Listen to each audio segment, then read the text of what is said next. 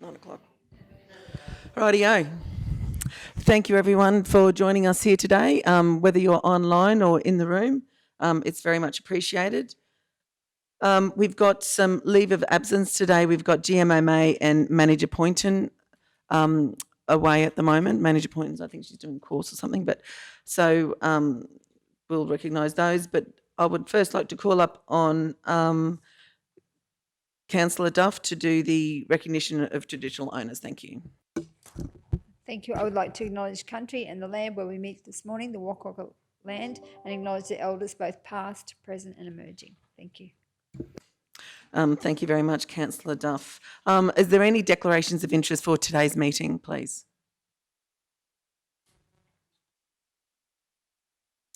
Okay, if there is, if you do pick something up during the meeting, please just let us know. Thank you.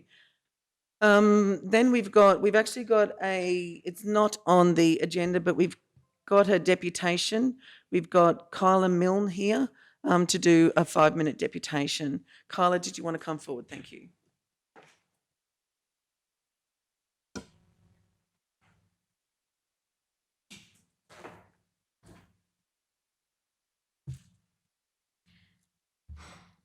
Good morning, councillors, Mayor Brett Otto and anyone else who may be joining us this morning. I'd like to thank you all for giving me this opportunity to speak in front of council today. My name is Kyla Milne. By this time next week, I'll be 20 years old. I've been a South Burnett resident for almost 4 years. I've been active in many areas of the region, such as being a voice and advocate for introducing chronic pain services into the South Burnett. I was 2021 Kingaroy Showgirl for the Kingaroy Show Society to become runner-up for the South Burnett Showgirl Awards. I have been involved in media for many events such as Bacon Fest, Taster Trail, Kingaroy Show, and have been a marketing and content creator for numerous business and organisations all throughout the region. As much as I have been active and involved within the region, I've found it to be a rather lonely place for people my age. Young adults in the region seem to be forgotten about. And that I mean for any events, or festivities that may commence are more targeted toward kids or young families or aimed at retirees. For any extracurricular activities that younger people might want to do, generally you have to leave the region to attend those activities, especially on a weekend due to everything pretty much closing midday Saturday, not to reopen until Monday morning. People my age certainly have had it tough the last few years due to losing our teenage years to COVID.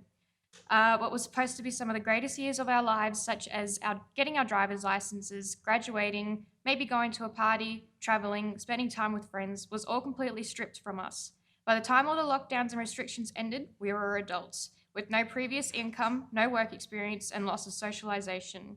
Cost of living skyrocketed, with most of us, including myself, having to work multiple jobs just to make rent, put some fuel in our cars if we can afford one, and scrape whatever we have left for groceries. We were all feeling burnt out and very alone and seemed to have nowhere to take our mind off things or find anywhere recreational that doesn't cost and have nowhere to meet and interact with other people our own age. That is why I've come up with the idea of introducing a hub in the centre of Kingaroy, where 16 to 23-year-olds have a place to gather for recreational, educational and training purposes. Mayor Brett Otto took me through what is currently being tenanted by the Kingaroy Transformation Project team, believing it would be the perfect space for this hub, central and easy to access. I have a vision of what this hub may look like and what would be involved with it. The recreational part of the hub is to be the main area, to have a few tables and desks with easy PowerPoint access to plug in any devices and use as a study space with Wi-Fi connectivity. A couch and a few beanbags in a television area with a TV connected to streaming services. This can be used to hold some movie nights. Towards the back, I like to call the talent area, where we can have some instruments such as guitars, keyboards, maybe a little DJ set where people can learn an instrument or play in front of others. There is a conference room up to the side, which I believe can be used to great advantages, where we can hold informative sessions such as a day where people can come and learn how to write their own resumes, where TAFE may be able to speak in front of everyone about study options and future career paths. It may not always have to be used for educational purposes. It can hold paint and artistry days, board games or card games nights. The opportunities are endless of what can be held in this room. In the back is a kitchenette and storage area which can store easily accessible books, arts and craft supplies, snacks, whether that be via a vending machine or an allowance. I believe a computer should be on site for those who don't have their own, with applications such as Word, PowerPoint, Excel, Outlook, and any other necessary applications. In the kitchenette, I believe having a barista-like coffee machine would come in handy, with lessons to teach people coffee making skills. This kitchen would need other essentials such as a toaster, kettle, and microwave. Many more ideas can go into the looks of this space, but I hope this paints a picture. This does need to be a space for everyone. It is not to be used as a drop-off centre. There are facilities around town that are used for those instances. This hub is not to be one. The safety and well-being of everyone is number one priority, with the thought of a key card or fob access to the building, especially after hours. I believe a sign-up process would be necessary for a person to become a member for free. That way we have a log of who comes and goes, and we have access to any important information such as contact information and emergency contacts. I want to see young adults getting involved with the creation of this space, whether that be getting their say in what should be inside and what opportunities can come from it, their contribution to the building process, even if they wanted to donate some belongings or items such as an art piece they made to hang up on the walls, an old instrument they no longer use, anything they might think the hub may need. This space will not only make people feel like their own, but it gives accountability to the condition of the space, especially if there are any, and what would I hope would be rare cases of vandalism. To conclude, I believe this space would benefit many of the young residents of Kingaroy and surrounding areas, not only for some educational opportunities, but for recreational opportunities. I want to watch this space benefit those who are struggling with getting a job or struggling with handling a job or life responsibilities. I see this helping many young adults connected with each other with ideas and friendships, a place that is central and easy to access, and best of all, safe and aimed at the young adults of the region. I want to thank you all for giving me this opportunity to speak about my idea and welcome any questions you may have. Thank you. Thank you very much.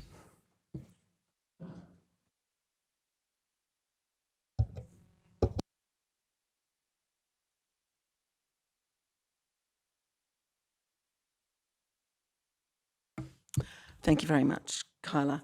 We'll now go on to the confirmation of the previous meeting minutes, 5.1, page 6 on your agenda items. Did anyone want to? Oh, good. So we ready to, no questions? Okay, we've already got a mover and a seconder for confirmation of the previous minutes, Councillor Erkins, and seconder, Councillor Jones. Thank you very much. If no one wants to speak to that, we will move it. Okay, all those in favour? 7-0, thanks. Okay, so first up in the notices of motion, we've got notice of motion 6.1. Councillor Shoemaker. Yes, thank you, Councillor Potter. I'd like to move that the General Council meeting to be held on the 22nd of March 2023 be rescheduled for Wednesday, the 29th of March 2023, and that the appropriate notice of the change of date be advertised in the community. And seek a seconder. Do we have a seconder? Councillor Erkins, thank you very much. Did you want to speak to your motion? Yes, thank you, Councillor Potter. I just wanted to make the Chamber and community aware that I've been accepted as part of the Australian Rural Leadership Foundation Leading Australian Resilient Communities program. It just so happens that the date of a 3-day intensive workshop is on the same date as our General Council meeting, and being a General Council meeting, I'd really just support this, seek the support of Council to enable me to go and be part of this. It's a unique opportunity for only 26 leaders across the Wide Bay Burnett, and the costs, it's through a scholarship. There's no cost to council other than my time for those 3 days. Thank you very much. Did anyone want to speak to the motion? Okay, we've got a... Yep. Thanks, Chair. The moving of it is no trouble. There was a little bit of email about the mental health morning tea that morning. So would councillors have any objection, rather than starting it in the afternoon, given the length of the ordinary, if we kicked off at 8:30 on that day, broke for the mental health morning tea, and then combine that into lunch and then come back at 1. Would that be a plausible suggestion? Yeah, Mr Mayor? yeah. Thanks, Mr. CEO. Yeah, I think I did certainly raise that. Thanks to Linda O'May for organising the Triple C, coffee, cake and a chat. And we've got a very, I believe, well-experienced guest, a clinician, coming to speak at Ringsfield House on that morning. I was really keen to try and attend that. Just having a look on my diary, I believe that it's on...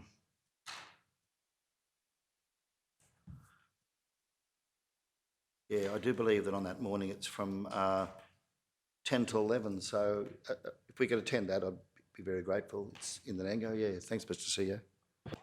Thanks, Mayor. So if we kicked off, break at 10, 8:30 to 10, and then rolled basically lunch. But anyway, we can work the dates from it. The other one is just as a practicality. Oh, sorry, Councillor. We have the 5 or 6 citizenships that would have been on the ordinary meeting date. So the minister and all the consent and all the letters have been signed. So we will send out a separate invitation for anyone who can come, Mayor, if you're still available that day. That'd be 10:30 on the morning, which would have been the ordinary. So it would be a fair challenge to get those certificates changed at this stage. So if we may go ahead with that, please. Yeah.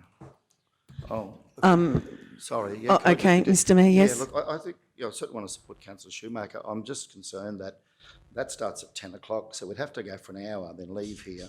We wouldn't get back till 11:30, so that would take, to go to Nanango, we would be out for 2 hours if we attended that. The other thing is I think it's great Councillor Shoemaker's doing this and happens from time to time. I'm probably just concerned about if we've got to make a habit of this. If, for example, another councillor has something on the day, do we continue to reschedule meetings every time one of us can't be here?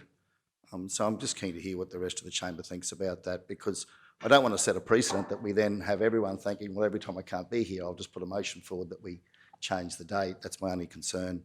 But I say that with all due respect. I want to support Councillor Shoemaker. I think it's great if we could do this, but just have to be careful not to set a precedent, I suppose, to changing meetings when we can't be here. So, yeah, thanks, Mr. CEO. Thanks, Madam Chair. Councillor Erkins. Firstly, I'd like to congratulate Councillor Shoemaker, and I'm pretty sure that she'll be able to bring back to us some, what she learns down there. The other thing I wondered on the change of date, I do note that the coffee and chats in Nanango, is it possible that we can have our meeting in Nanango?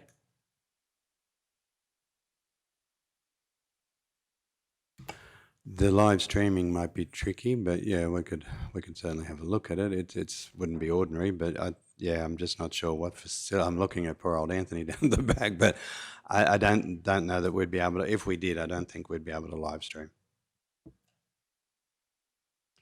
Would it be possible that they can have a look at whether you can do the live streaming from there?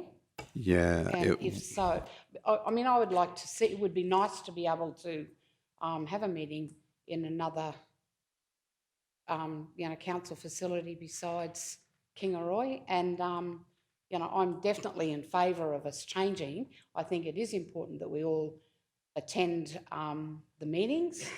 And so, if possible, I would like to see, I'll leave it in your hands, Mark, whether we can move it to Nanango. If it can be live streamed, that would be great. But if it can't be live streamed, it could be recorded and then still put up onto our YouTube channel, so it's not like people can't get to watch it. We can still, because you can watch it live streamed, and then it's normally a day or two before it goes up for people to watch.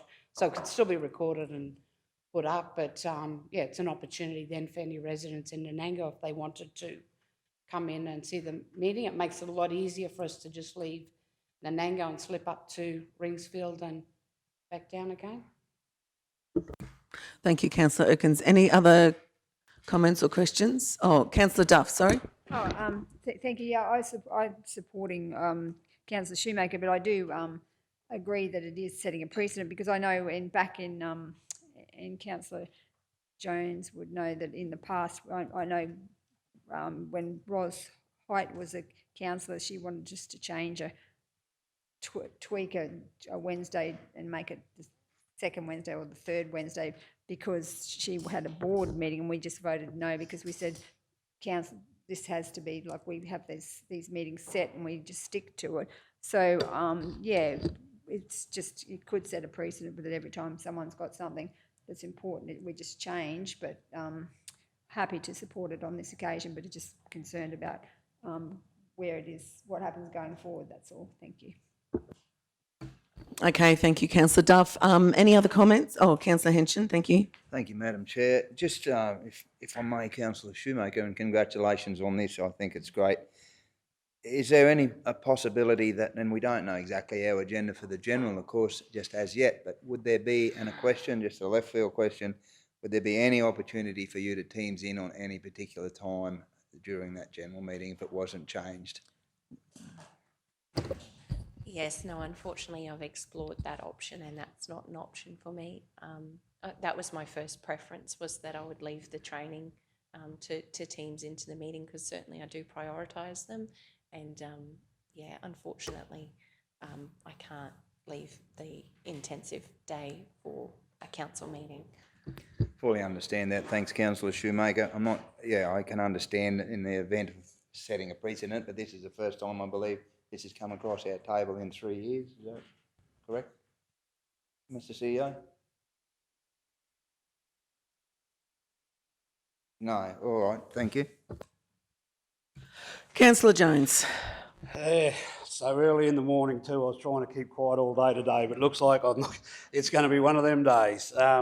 Councillor Shoemaker, through you, Chair, Councillor Shoemaker, how often do you expect this with your course? Is this going to be a regular occurrence? Is this a one-off training thing? It's only a one?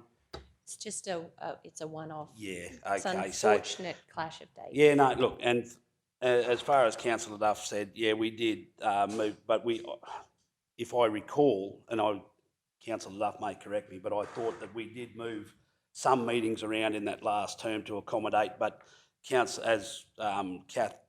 Councillor Duff said, Councillor Height's meetings always were going to fall for the rest of the term every Wednesday when we had those meetings. It wasn't a one-off. It was a continual thing, and that's why we said no, Wednesdays are there. And the other option is, if that doesn't suit, if we're going to change the date and we're moving a motion here today, why can't we move a motion to move the meeting to a Thursday? Is that an option that everybody can attend? I just won't be back by that date. So it's from the 21st to the 23rd of March, unfortunately. So the Friday I'd be back, definitely, that week. So is that a possibility, Mr. CEO, Mr. Mayor? If we're moving a motion to change the date from one Wednesday to the other, what's the difference in changing it from Wednesday to a Friday? Just asking. So just so I can speak to that one, on that Friday, the 24th of March, we actually have the psychologist David Younger coming to the RSL to do the disaster and emergency training. So, and disaster emergency recovery training. So that's probably... So another suggestion, is there a possibility there's 31 days in March, is there another day that we could move the general meeting to that everybody could attend, other than having to move it from one Wednesday to the other? Monday the with 27th. Mr. Mayor's concerns in regards to the function that we all should be attending in the Nango, because I'm wary our general meeting agendas do become very long and tiresome. So we need a full day, I think. I certainly don't want to be sitting here at 8 o'clock making decisions on behalf of the region and not making the right one, because we're absolutely screwed. So I've just had a look at a diary and just spoken to Mark. So if you did want to go along those notions, Monday the 27th of March, if you all want to check your diaries, if you're able to.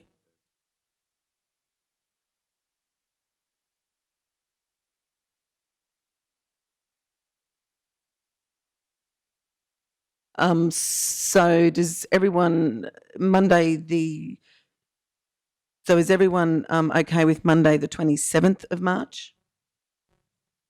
Or Thursday the 30th?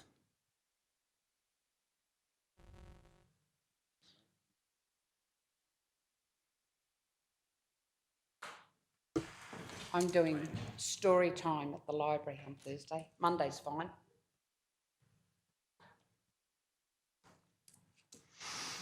Okay, can we, I probably should go around the room then. So Thursday, or if the mayor's out, goes for the 29th then. So the mayor's just said he's out on the Monday the 27th and on Thursday the 30th. So we've really just got to go back to Wednesday the 29th as the original motion. And we'll organise around the morning tea. Did anyone want to? So sorry, on that 29th, I'm doing the story time in Proston, What time is that, Councillor Duff? 10 o'clock.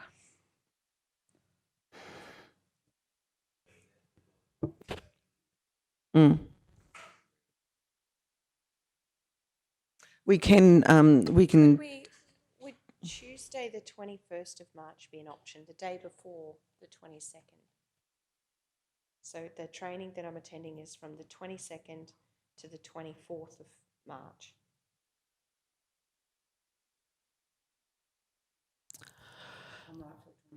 Would Tuesday the 21st? Tuesday the 21st. Councillor Duff. Yes, that works for me. Councillor Jones, Tuesday the 21st.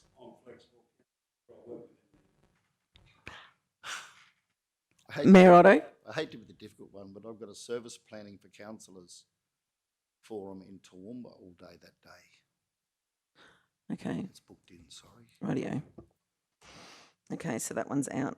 So we're back to the 29th and we can move the Birdie one because Councillor Shoemaker and I have a Birdie one that afternoon as well on the 29th. I know that, sorry, through you, Acting Chair, that it was very hard to get that date in Proston, that 29th. I think we went around, I don't know how many times they changed that date to get that one. So it's not something that's easy to change. I think it was to do with some of the availability of the other people that was to assist. I think on the 30th, the story time, I'm pretty sure we can change that one. Yeah, but the mayor wasn't free that day. He said so. You're in, yep. Okay. Look, we seem to be going around in circles here, to be quite honest. So the motion before us, moved by Councillor Shoemaker, seconded by Councillor Erkins, is that the general meeting held on the 22nd of March be rescheduled for Wednesday the 29th of March 2023 and appropriate notice of the change of date be advertised in the community. And we've just heard from the CEO that he can work around that. So that is the notice of motion up. Yes, Councillor Erkins. Can I make an amendment to that the meeting be held in Nanango? If possible, yes. That just gives an extra half an hour for Councillor Duff. So so basically I'll dismiss the whole morning because it takes.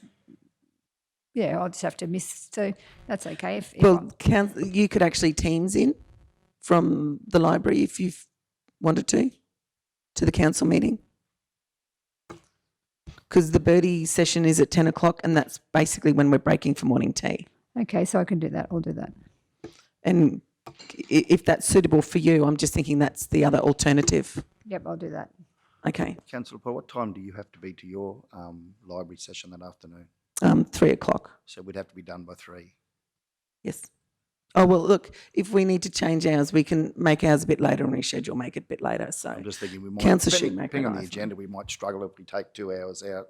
Although if we go to Nanango, it'd only be an hour out, but I don't know whether we can do the live streaming and manage your bills. Perhaps a question for you.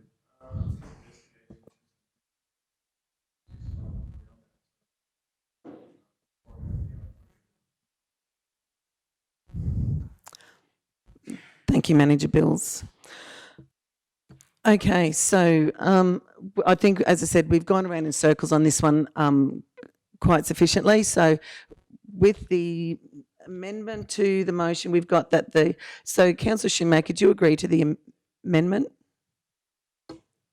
Yes, I think it'd be wonderful to hold a meeting in different towns across the region, and agree if we can do something with the technology to still record it. I think that would be really exciting. Certainly something that we haven't been able to do.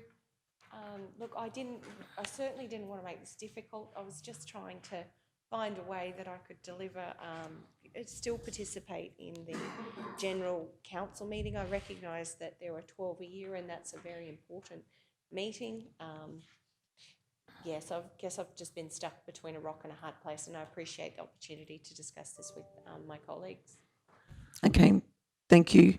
Rightio, so we've got the motion that the General Council meeting to be held on the 22nd of March 2023 be rescheduled for Wednesday the 29th of March 2023, commencing at 8:30 a.m. in Nanango if practicable, and that the appropriate notice of the change of date be advertised in the community. We've got a mover, Councillor Shoemaker, seconded of Councillor Erkins. Can we all vote on that now? So show of hands for those in favour. Okay, that's 7 all. Beautiful, thank you. Okay, thank you. One down. So next one is the next notice of motion. Mayor Otto, did you want to speak to this one? Did you want to move this one? Thank you. Thanks, Madam Chair. Yes, motion is that the committee recommends to council that council officers liaise with the Ipswich City Council in relation to their optional food organics, garden organics, FOGO recycling program, and the Lockyer Valley Regional Council in relation to their FOGO trial program over the next 6 months, with a view to council considering the implementation of such at an appropriate future date as part of the next waste contract negotiations. Thank you, Madam Chair. I'd like to move that. Thank you. Do we have a seconder for the motion? Councillor Shoemaker, thank you very much. Yes. Thanks, Madam Chair. Look, it certainly wasn't to commit council to FOGO recycling. We've obviously just introduced our yellow lid bins, and that's obviously been welcomed by, I believe, the significant majority of the community. But this one, I know that these councils have got optional programs. I know Ipswich is an optional one where you can opt in or opt out. And obviously that's got cost implications. It was probably just to, I suppose, get this into the operational plan maybe for next year, Mr. CEO, to start having a look at it, do some research. It might be more than 6 months. It might take us 12, 18 months, and it might not be in time for the next waste contract, but it might be a body of research that we can put together, maybe even for consideration of the next council, or when council thinks the timing might be right to look at doing something with FOGO. So, yeah, look, I'm just probably keen to put on the table and just hear the thoughts of my colleagues, I suppose, as to where council would like to go with this. Thanks, Madam Chair.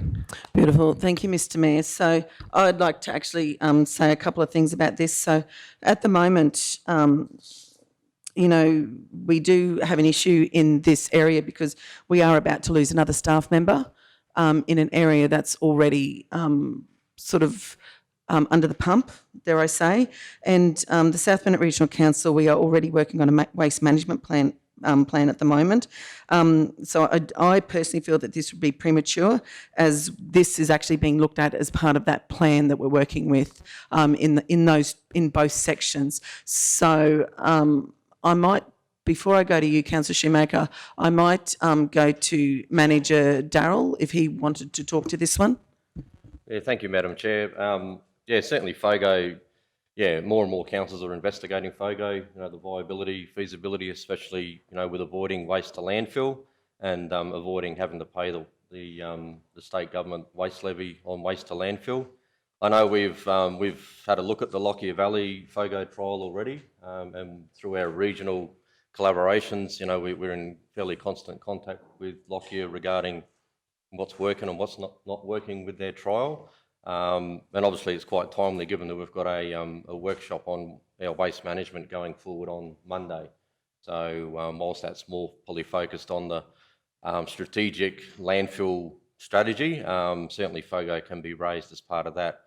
With respect to the next waste collection contract, as recent as yesterday, we had our sort of final meeting with the lawyers regarding their legal review of the contract, so that's not too far out to going out to market, and that certainly does enable council to introduce FOGO at any time during the term of that 10-year contract. So whether you want to introduce it on day one or year one anniversary or what have you, we do have that flexibility within that next waste collection contract. Thank you, Madam Chair. Thank you, Manager Darrell. Are there any questions with regards, Councillor Shoemaker? Yes.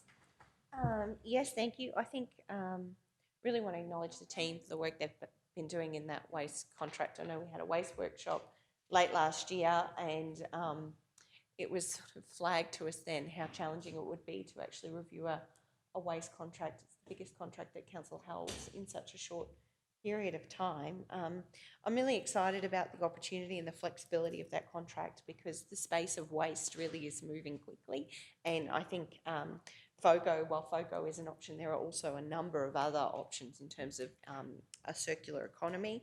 I did really appreciate the articles. I have been following this, and it's impressive to see, you know, an area like Ipswich could introduce a FOGO service, an opt-in FOGO service for $20 per quarter, $80 a year, and I acknowledge that that's an opt-in service, and I can see that being a real bit of a challenge for us here in terms of getting enough quantity to actually make it a viable option. So I definitely agree more work needs to be done in this space.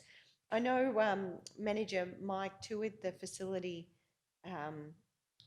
that was some time ago actually, at Lockyer, and had brought some ideas and thoughts in relation to this that we discussed last year at that waste workshop. However, I know the Mayor was unable to attend that workshop. I think it's important that we continue to evaluate what we're doing in the space, but it's really important that we keep an eye on keeping those costs at an affordable rate for our ratepayers. I know myself, like for me, a FOGO service personally wouldn't work because I've got two very happy worm farms and a composting system, and I certainly bury any of my meat product that could be a problem for our landfills. So I've been amazed at how much I fill my wheelie bin every fortnight, my yellow lidded bin, and I know people have given me that feedback as well. So it's wonderful to see that behavioural change in the community. For me, I think reading through the articles here, it was also wonderful to read that the state government actually come to the party for the Lockyer Valley, providing $320,000 to roll out 1,000 green bin list, 1,000 green bin test and trial. And I think that's something, you know, perhaps we as a council need to consider how we could get some of that external funding to support a trial. So I think, yeah, in closing, I'm certainly supportive of investigating all the options and appreciative of the work that's going into the waste contract and considering the full picture. Thank you, Councillor Shoemaker. Councillor Erkins. Thank you. Personally, I think it is too soon to be talking about that with our residents. I know the feedback that we have got from bringing in the other bins was pretty severe, and I know the staff will attest to that, the counter staff. One of the things that I really found, but when we were bringing in the recycling bin, was the work by the South Burnett Sustainable Futures Network. And I know they held some workshops at libraries, and they were really, really great. And I just wondered whether we couldn't work in with that group to maybe try and educate a little more our community on the different things that they can do. As with the same as Councillor Shoemaker, I now have a worm farm. I have also a meat composting bin, and I know, speaking to you, Madam Chairman, we were discussing the composting directly into the ground, the worm farms directly into the ground. So I think there's a lot of things that we can do to educate our community on the different options that they can go to, and that would be great if we could use that. And I'm fairly sure that this the South Burnett Sustainable Futures Network would be really keen to assist in educating our community on the different options. And wouldn't it be nice if we could all have a little veggie garden growing in our backyard and be able to feed it from our worm farms? I concur with that one. Are there any other comments or questions with regards to this motion? Councillor Jones. Yeah, through you, Chair, just one quick question to Manager Darrell. What the Mayor's brought there in the motion, it's already happening. You're suggesting that motion is already being addressed through what you're doing with the management plan for waste moving forward? Yeah, through you, Madam Chair. Yeah, certainly, we've got close contact with Lockyer Valley and their trial. We probably don't have the visibility around the Ipswich trial due to scale, but certainly I'm well aware of the Lockyer Valley trial, and certainly we've got it incorporated as part of the next waste collection contract. Thank you. Thank you very much. So if there's no more questions or comments, we might put this one to the vote. Those in favour? Councillor Duff, Councillor Otto, Mayor Otto. So, beg your pardon? And those against? Got that one. Okay. All right. Motion is defeated. Thank you very much. The next one is motion number 6.3. Mayor Otto, did you want to speak to this one? Yes, thanks, Madam Chair. Yeah, well, thanks very much, Kyla, for your wonderful presentation to Council this morning. Did very, very well. Thanks for everything you do for the community. And this motion really, I suppose, is in response to conversations that we've had here in Council over some time as to opportunities for engaging our youth, not just in Kingaroy, but across the region.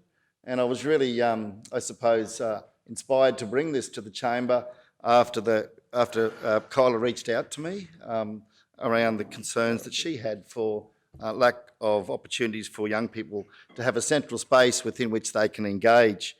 So I'd like to move that committee recommends to Council that Council engages with our Youth Council and interested community members as to the establishment and design of a youth engagement centre in Kingaroy, noting that the Youth Council may wish to recommend naming the proposed centre in keeping with its objectives. Council seeks expressions of interest from community organisations and suitably credentialed and authorised adult volunteers to support the centre's operations and supervisory requirements. Council seeks to enter into a lease on premises functioning as the KTP office in Kingaroy Street for a period of 12 months commencing 1 July 23 for the purposes of the centre. Council prepares a draft operating budget in conjunction with the Youth Council and then considers funding the operating costs of the centre as a recovery and resilience program under the current Black Summer Bushfire Recovery and Resilience Government funding for a period of 12 months from 1 July 23 to 30 June 24. Council works with the Youth Council in raising funds to fit out and furnish the centre to create a comfortable and safe setting that meets the needs of our young people. And Council schedules a review of this trial program after 30 June 24 to assess its community benefit and long-term viability and funding options. I'd like to move that. Thank you, Madam Chair.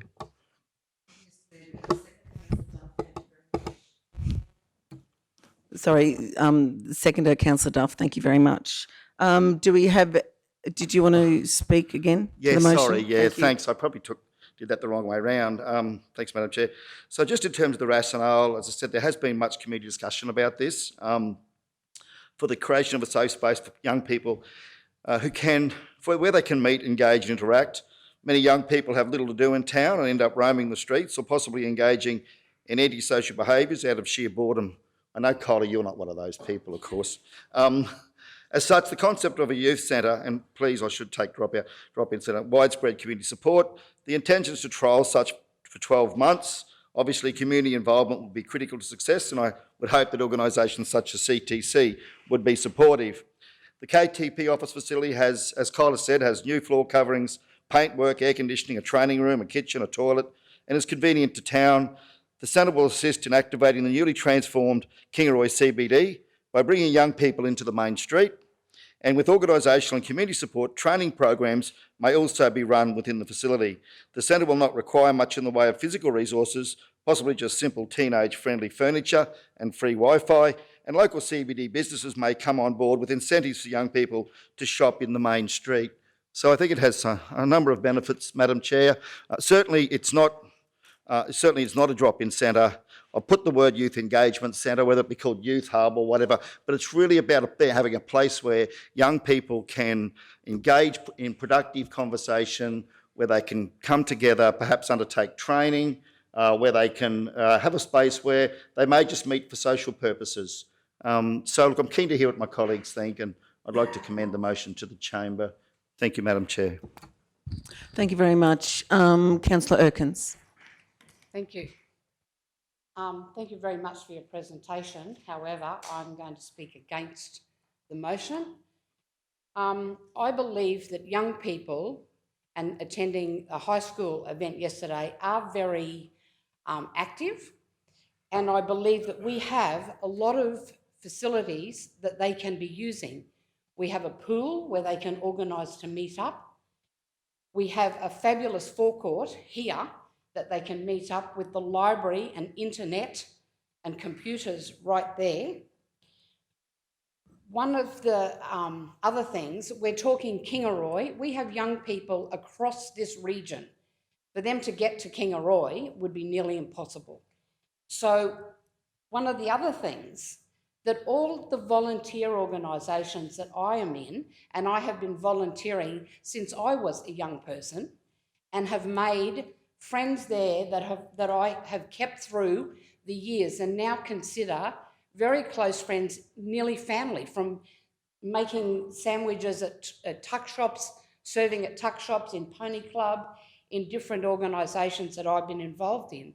One of the things that all our volunteer organisations are really short on is young people, because they're all now being manned by older people. What we really need to be doing is trying to encourage these young people to get in and contribute to the community and join some of these organisations, because they will find there that they will make lots of friends, they will do good deeds for people, and they will help a lot of old people who are basically wearing out. And when those old people do wear out completely and die, where are these events going to be? Because we've got no young people coming through. I believe it would be more beneficial to our community and to our region if we were encouraging young people, even if we hold some workshops to educate older people on how to welcome new people into their organisations.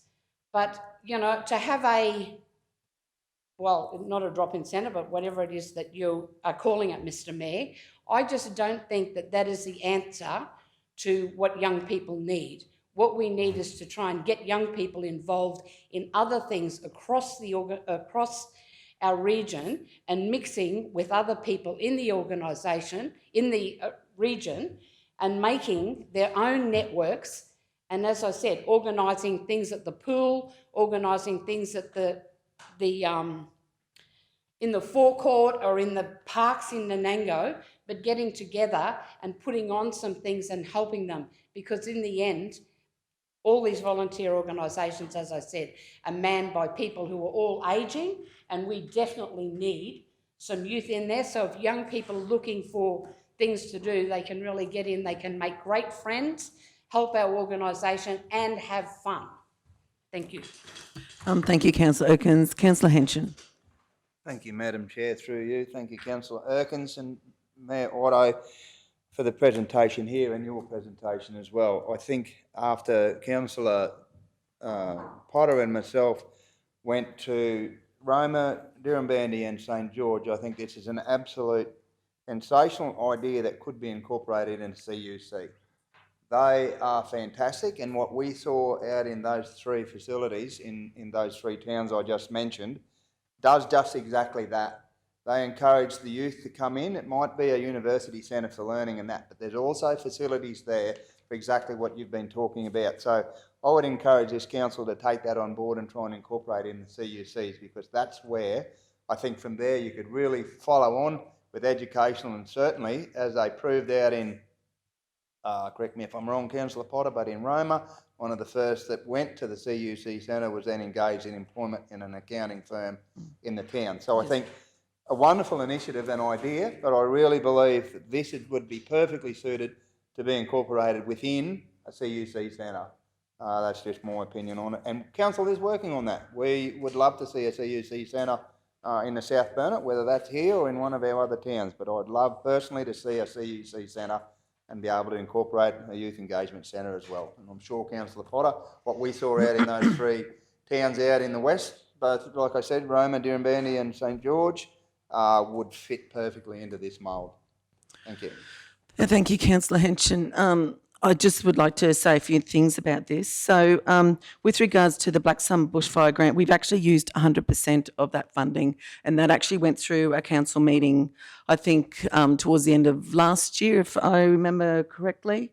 But that one's already been through council, and any projects would actually, if they did go through that, would actually need to be finalised by the 30th of March next year.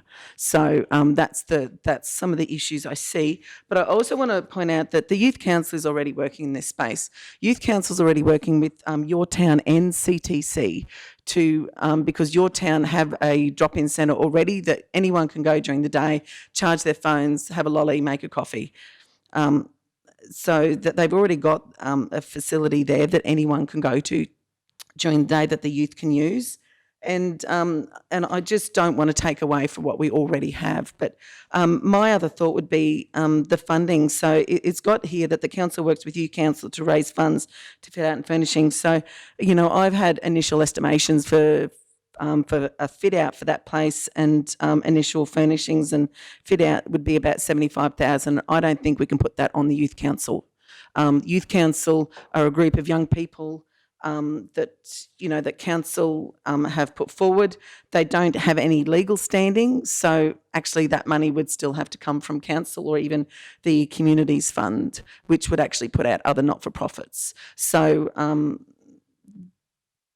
can I just hand, who's for communities? Margie, sorry to call you, did you want to speak to what the Youth Council is up to this term? Because we've got a new Youth Council with 10 new members, and we've got 4 retained members from the Youth Council. So can I just hand over to you to tell us what the Youth Council is up to in this space? Sure. So our new Youth Council, 2023 Youth Council, will be inducted into council next Tuesday afternoon. They are a younger crew this year, so they're around the year 9, year 10 mark. Last year we had a few older people, so a lot of grade 12s. They're a lovely group of young people. Last year we had already put wheels in motion, and we had already been talking and working with CTC and your town. So this new Youth Council will pick up where the last council left off, and we will be doing some activities and doing some things specifically for young people, because like everyone knows, like that's always something that's highlighted that's needed in this region. But I do want to point out that that CTC, with help from council, did secure funding through the Safer Communities project, and they do so many things. They do resume writing, they do Dress for Success, they do crazy makeup days, they do cooking classes. So it's not like, even though we don't have one specific hub that does these activities, there are a lot of organisations that do cover these kind of things in the South Burnett. And those girls cover the whole of the South Burnett. They do things in Proston, Cumbia, they go to all those little towns. So I love the idea of anything with youth, and I do see that there's definitely a lot of work to be done in this area. But I guess the other thing that I have to say is we don't have a dedicated officer in the community development team either. And that it's a lot of work. Kids, they're hard to wrangle. It's not an easy job to get things, in that space to happen. Like it's a lot of work. So I guess that would be my only other reservation. Thank you. Thank you very much. Councillor Duff.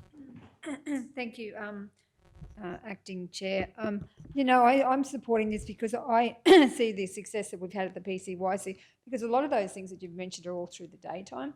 I think a lot of this is after hours, when school's finished or when work's finished for teenagers. It's an opportunity, a gathering place. So the PCYC is the envy of the region, because we now run those bite nights, which are Baramba Youth Together evenings, and that the idea of that was because the PCYC was always just closed at night time, and we have those activities and we get youth together. And I know that this is probably not targeting youth crime, this particular one, but certainly the youth crime is just, we've won the battle in Mergen and Cherbourg just by having those Baramba Youth Together evenings where we have youth gathered together doing all sorts of activities with art and craft, and they go to the pool, we have barbecues, we get community involvement, and it's been an absolute good news story. And so unfortunately there's not PCYCs and bite nights right across the region, but I know that there's been approaches from other towns about how they can engage their youth like we have in Mergen, and I see this as a great opportunity to do the after hours stuff where every single one is through the middle of the day when the kids are at school or they're part-time work or something like that. But this is an opportunity for the youth outside hours to gather together, and so I'm absolutely 100% supportive. Thank you. Thank you, Councillor Duff. Councillor Shoemaker? Thank you, Madam Chair, and thank you, Kyla, for your presentation today. I'm equally as passionate about young people in our region. I've just sort of sitting here listening to everybody. I've got so many ideas. Some of them are around, I know we've talked about the Mergen Hub precinct in Mergen, which I believe is funded by the state government. Mm-hmm. Have I got that correct? Yep. Queensland Education, yep. And so, you know, I know we've been trying to advocate for a similar space here, and I can see that that's would be a big win for Kingaroy and the South Burnett if we could grow that network of hubs. I certainly agree with Councillor Duff. I think the work that the PCYC and that's happening with those bite nights is amazing. And sometimes I wonder, you know, if there wasn't a bus service around the region, if maybe we could partner and bring more of the South Burnett together by enabling young people to go and participate in those events despite their ability to drive there. I know years ago there was a young professionals evenings that Councillor Potter was involved in that I used to go along to, and it was always a wonderful opportunity to meet different professionals in the region, young people from very, I guess, beginning their workplace careers to a bit more advanced, who come to the region and trying to build relationships. And, you know, I wonder if there's opportunity to use some of our existing places like our coffee shops and alike to deliver on those things. I also agree with Councillor Henshin's comments around the Community University Centre, Country University Centre. You know, I know that would be an enormous win. And even just talking about that, I was thinking about what Conquer Gym are doing out on the highway with the refurbishment of the bowling alley. I know there's a pool table there. I know there's a lot of young people my son's age. He actually wants a gym membership, not necessarily to do gym. It's more to hang out with all of the other kids that are hanging out there. So I think there's some really good things happening in that regard. I was thinking about the safer communities. I know during school holidays, after hours, they've done so many different workshops across the region, which is really exciting. And I think we could do better in trying to get the word out about or supporting CTC with that. I had actually had a conversation with Kate Cormack, who's running that Safer Communities program, and she certainly doesn't disagree that a space dedicated to youth in the town would be an amazing facility. The question marks are around who funds it, how do we run it, those things, how do we make it sustainable. I love the idea of a community-led response and, you know, putting the ball really in the court of young people and saying, we believe in you, you know, we want to partner and be part of what you're doing. And I wonder through things like the Red Earth Resilience Funding, FRRR, some of those programs, whether we might be able to pitch and get some support from that angle as well for a youth program. And I just was at the art gallery Friday night in Kingaroy, and I know it's an underutilised facility, and I know they've got the 1913 chambers, they've got workshop space in the back. I just wonder if some of those spaces, you know, could be used for some of these activities, if it could be a little bit more fluid around town and around the region. So all of these things have got me thinking, do we really need bricks and mortar is it really about creating those networks and understanding what we have and then understanding where the gaps are and how we could get the funding and support to deliver on that? Because I think everyone's doing their bit and we don't want to necessarily risk duplication, but we do need to listen to our young people and what they have to say. So with all of that in mind, I would like to put forward an amendment to the motion. And basically, I would just like to put forward that the first 2 points, the council engages with our youth council and interested community members as to the establishment and design of a youth engagement centre, and that council seeks expressions of interest, suitably credentialed, authorised adult volunteers. I guess I'm thinking about maybe it's more of a working group trying to continue the conversation. You know, there's all of these things happening. How do we bring them all together and make sure we're not missing anybody in the practice? So I'd like to put forward that as an amendment at this point in time. Thank you, Councillor Shoemaker. Do we have a seconder for the amendment? Councillor Jones, thank you very much. Thank you, Councillor Jones, for seconding the amendment. I'm thinking, just as you've said, Councillor Potter, the Youth Council offers so many insights. I think this is a conversation that should be continued. I don't know whether a youth engagement centre in Kingaroy is the answer, but I think it's a great idea, and maybe if there was more conversations about it, we could consider it. I also think seeking expressions of interest, I think is really important. We understand what everybody's doing, and I know Margie in her former role has done some amazing work in this space, sort of in that community mapping space. And I'm very mindful that we don't have an officer in this role. So it's really got to be led almost by the community, or I guess my question maybe is who would lead this? Do we have capacity, Councillor Potter, through your youth council to continue this conversation? I might hand over to CEO Mark. No. Can I have any speakers to the motion first? Or the amendment, sorry. Councillor Jones. Yeah, thank you, Chair. That was exactly what I was thinking. Now, this is a fantastic idea, and with Councillor Erkins' comments around young people not wanting to volunteer and all that sort of stuff, speaking from personal experience, when I was growing up through my 20s and teenage years and all that, that was the last thing on my mind. I wanted to get out and be wild and live the dream and all the rest of it, and it wasn't very... No.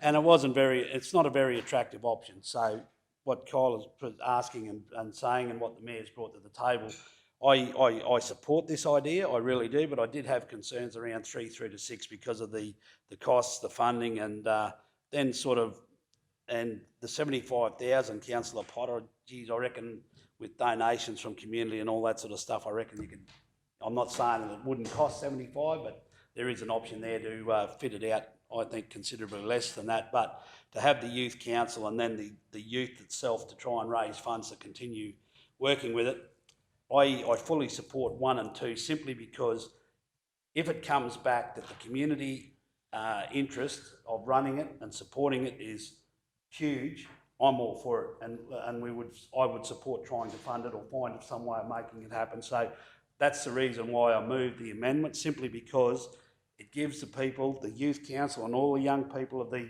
community in the region, and you know, like the PCYC has been mentioned, great success. There's another 5, 6 major towns throughout the region, a whole heap of villages and small towns that all deserve the same thing, or an option to get there, and the transport is an issue. So, you know, just to me, it doesn't stop with Mergen, it doesn't stop with this option in Kingaroy, but I just think that we need to find out just how much community interest there is out there to support it and help you young people run it. And I'm sure that you would be mightily involved in organising and all that, because I just tell by your presentation and coming in here today the way you present yourself. So congratulations on that. But yeah, so that's the reason why I will support the amendment, simply because I want to see how much interest is out there. There's a lot to just put on young people saying, right, here's a building, here's an option, go for it. You can't just do that, because there's so much more behind the scenes, so much more to be involved, and some of the kids that will be turning up there would be vulnerable. and they're not in a position to take on those challenges and all that sort of stuff, and they would need the support. So I think that items 1 and 2 fully support it. And like I say, if that investigation or the recommendation comes back that there is an enormous amount of support from community organisations and youth out there, I'm fully supportive of finding some way to make it happen. So yeah, I'd like to see the report brought back just to see how much interest there is out there and where we go. Thank you, Councillor Jones. Councillor Erkins. Thank you. Through you, Madam Chair, I believe that young people, a youth engagement centre, I think they want things like events to do. I'd rather see events. That's why I'd rather see them volunteering with organisations to run events. I don't know how many stories I hear from people who tell me that, oh, I met such and such when we're in rural youth. And I'm pretty sure they were a group of young people who did things for their community and things for themselves. B&S balls were run by young people. So I believe it's important to steer young people into doing things that help themselves and other young people. So when I say about volunteering, I'm not really suggesting that they join the CWA and go and make scones. What I'm suggesting is that they can be part of organisations who run things for young people.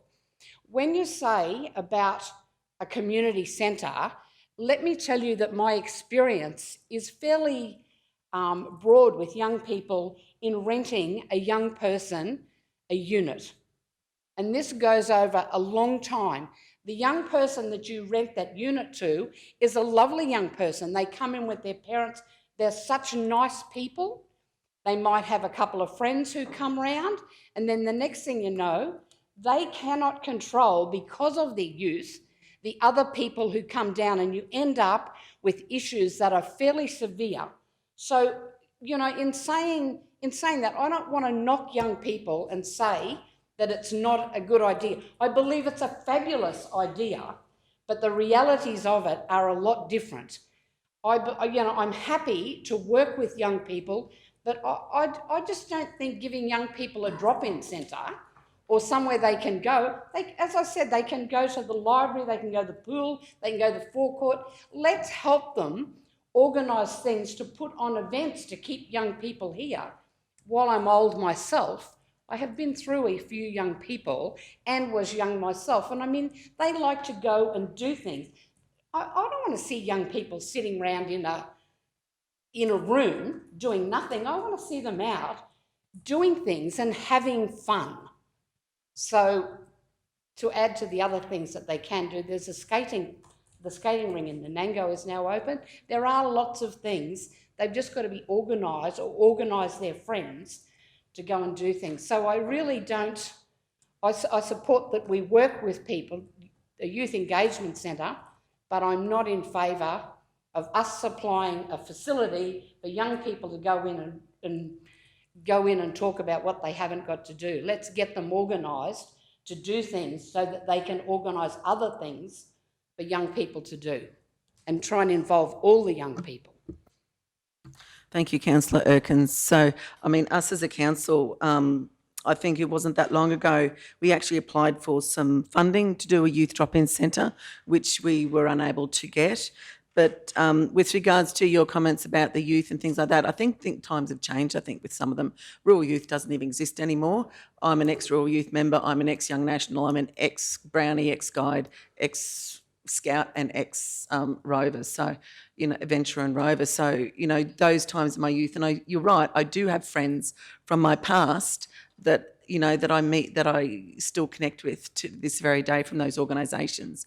But I do like the idea of a drop-in centre. Otherwise, we wouldn't have moved that motion many years, last year, I think it was, to actually try and support that funding application for the drop-in centre. Councillor Jones. Yes, just in response to Councillor Erkins. Of course.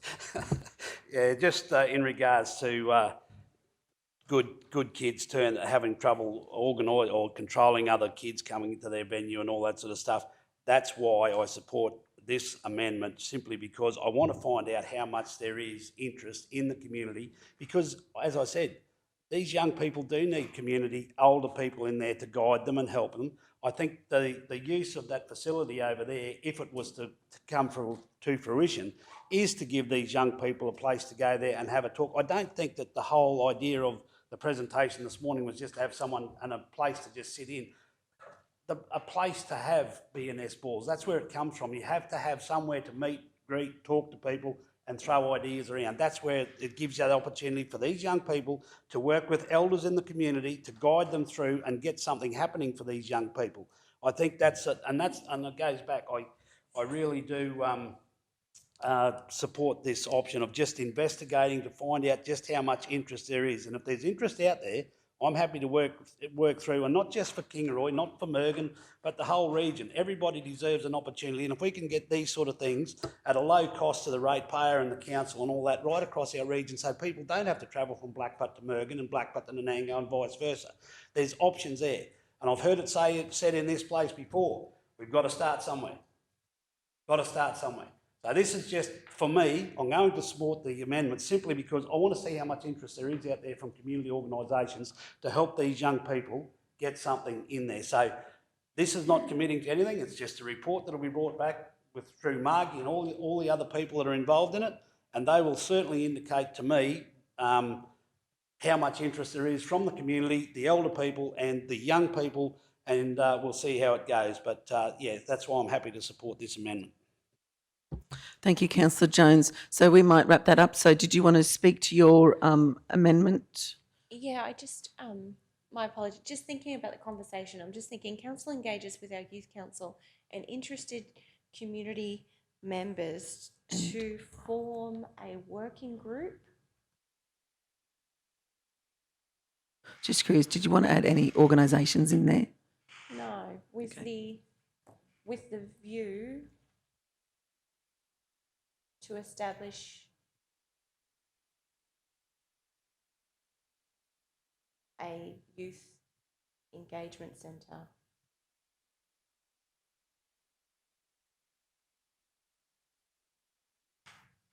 And can we take Kingaroy out? Because we may get different recommendations, noting that the youth council may wish to recommend, and council seeks expressions of interest from community and support the centre's operations and suppose, and that a report be brought back to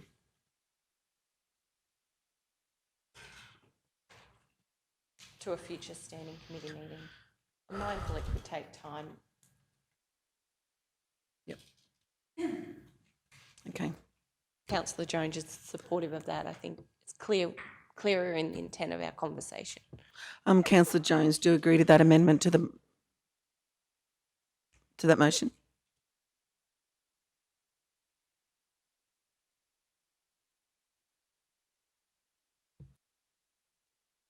You do? Thank you.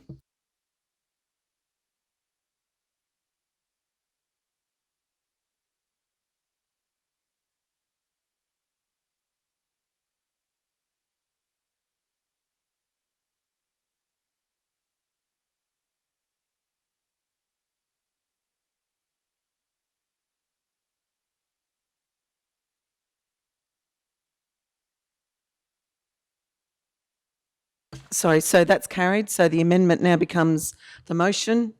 So those in favour of the motion? Same again.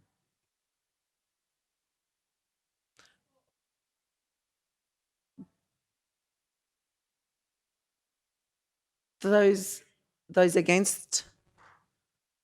Otto and Duff. Mayor Otto and Mayor Duff, thanks.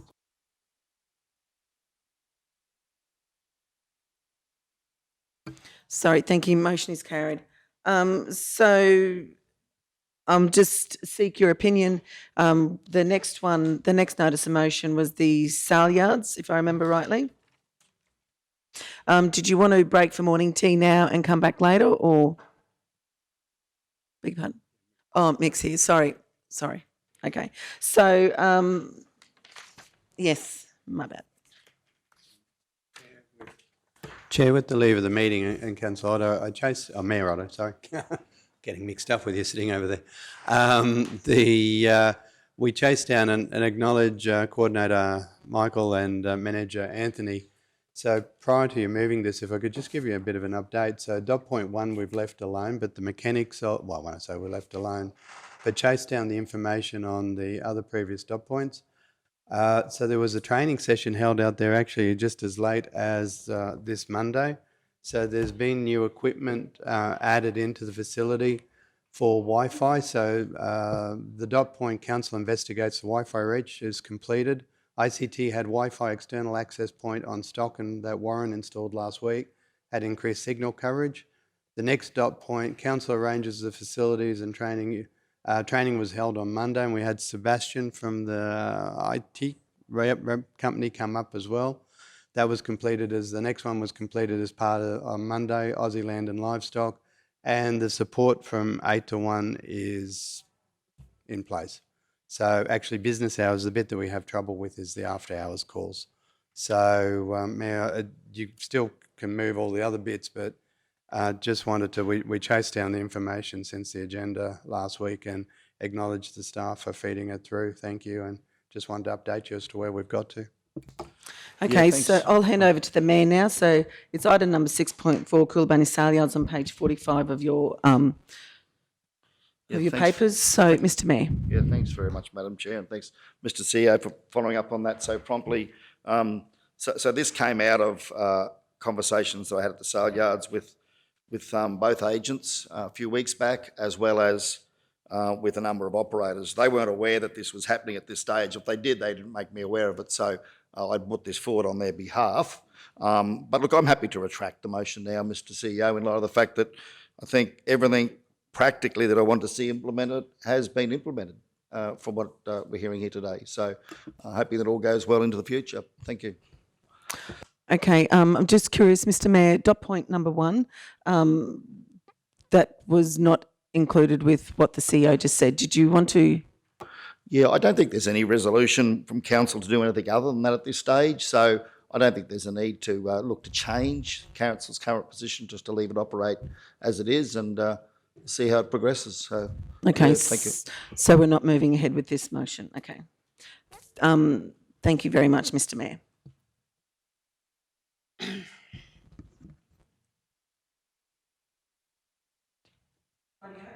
Madam Chairman? Yes. Can I just ask a question? Can she? I'm a bit confused as to the motion coming up anyway. The sale yards are actually under my portfolio, and I do know that we had a meeting where there were some discussions held, there were to be reports coming back, and then the next thing I know, a motion's coming out that really... Just a second, Councillor Erkins. I've just had, because there's no motions forward, there's actually nothing that you're talking to right now. So we've actually got the next motion because that one wasn't carried. So he withdrew that motion. So the next motion before us is motion number 6.5, which is digital connectivity at the tourist dams, while we've still got Michael here. So Councillor Duff, did you want to speak to this motion? Thank you, Madam Chair. Yes, where this came from was when we had that the Boyedo Roadshow, and I asked the question about the connectivity at the particularly BP Dam, because when we had the and Baduma Dam, the fishing comps, there was a lot of at the kiosk when people were trying to do the FPOS. It was taking up to 10, 15 minutes to actually get it to go through. And when I raised that at the Boyedo workshop in this chamber, they said that there was a way that they could fix that, and it was some sort of a base station or something. And so that's where this has come from. It was just to put it on the agenda to look at options there, because I've had the manager of the dams on my back about it since those events, and I thought it was a way forward, at least investigate options. And I see that there has been there's a commentary there around what type of connectivity, but it was basically those at the FPOS machines at the kiosks. Thank you. Thank you, Councillor Duff. So, Councillor Duff, did you want to move that motion? Yes, please. Can we have a seconder for the motion? Councillor Mayor Otto, thank you. So did you want to speak to that motion again? Thank you, Councillor Duff. Well, the motion is basically that council investigates options and associated costs to improve digital connectivity at both council tourist dams and provide a report to the Standing Committee meeting on the 12th of April 2023. So it's basically to see what options there are to fix those issues and look at it possibly as a budget consideration. Thank you. Thank you very much. I might hand over to the CEO for comment. Yeah, thanks, Chair. So this one we're able to sneak into the agenda on Friday afternoon as far as the commentary. So if it's this, and that was the question at the end of was clarification on the proposal. If it's just the FPOS, it's being done with the installation of the Starlink satellite services. So we've utilised Sky Muster in the past or different connectivity. We actually have a physical quote, as noted. To extend the council network and put up our own tower just from Bandurma, it'd be 300 plus. If we were looking at extending a better Wi-Fi range over both parks, no, I'd take a mad punt and Manager Anthony can throw a rock at me, but you'll be half a million to $1 million for the full extension with towers at the two sites. We went to Starlink because it's an alternative satellite service that should give better connectivity. So once the two Starlink services are installed, there will be the FPOS and the kiosk areas. Now, if I'm in a caravan 5 rows down and near the water and I want to watch Netflix, that won't be good. But for the business applications of the kiosk, and that's probably the question I was asking in the comment is it just for those kiosk areas? Because the kiosk areas are under active installing now, and Anthony, without putting you on the spot, I'm not quite sure what the date time for those to go in, but it can't be that far away, surmising the parts turn up, if they're not already here. But it certainly would be a significant capital item to extend the Wi-Fi over the whole parks. Manager Bill, sorry, did you want to make comment to that? Yeah, what our CEO has alluded to is basically correct. There's two different issues there in relation to the primary purpose of the connectivity improvement is around the actual kiosks themselves from their RMS and their FPOS side of things, and the existing connections that they had in place were a little bit flaky. So we've actually put a secondary connection in relation to the Starlinks, and we'll migrate the RMS booking software and the actual FPOS units for transactions onto that, because that particularly has proved to be more successful and doesn't actually cause as many interruptions. Because if we move to the Elkie Peterson, it has a fixed wireless connection there at the moment, but it definitely gets saturated in times of the fishing comps when you get like 1,000 odd people. They will swing off that actual tower that the fixed wireless works on as well, and that causes a lot of emissions. So we're trying to establish a second connection, not relating to those NBN services or the Telstra services, and migrate the actual kiosk facilities onto its own dedicated connection without impact of when a lot of people come out there and saturate and cause a lot of problems that they've been experienced to date. So that's happened. My guys were out there last week and this week, so we're keen to see the results. We think that should actually improve services. So. Thank you very much, Manager Bills. Councillor Duff. So happy to withdraw the motion on the back of that, because that was the basis of my motion. Thank you. Okay, thank you very much, Councillor Duff. So we'll need the leave of the meeting if we're going to withdraw that motion. So can I have a show of hands for those agreeing to withdraw that motion? Those in favour of withdrawing the motion? Unanimous. Thank you very much. So that motion has now been withdrawn. Thank you very much, Councillor Duff.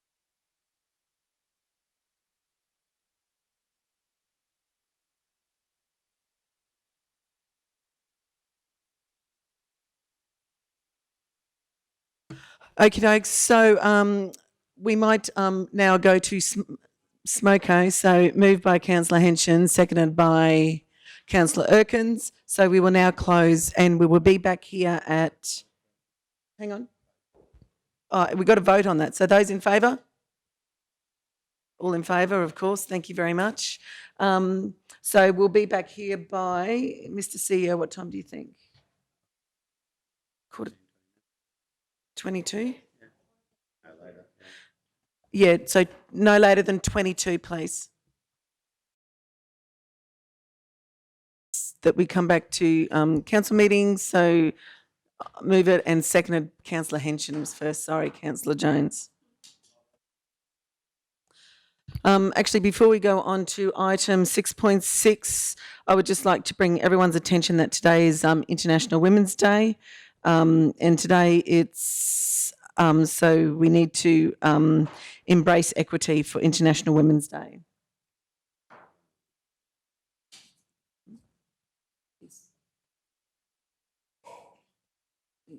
I moved it, seconded by Councillor Henson, to resume the meeting. No, it was 6-0.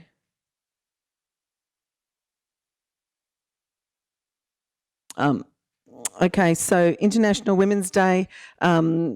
So I'm just reading this off their website. So this is to celebrate women's achievements and to raise awareness about discrimination, take action to drive gender equity parity. International Women's Day belongs to everyone, everywhere. Inclusion means all. Inclusion means all. So the International Women's Day action is valid.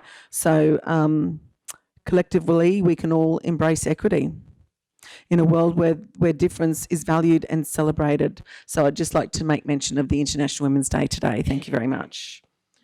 So with that said, we might move on to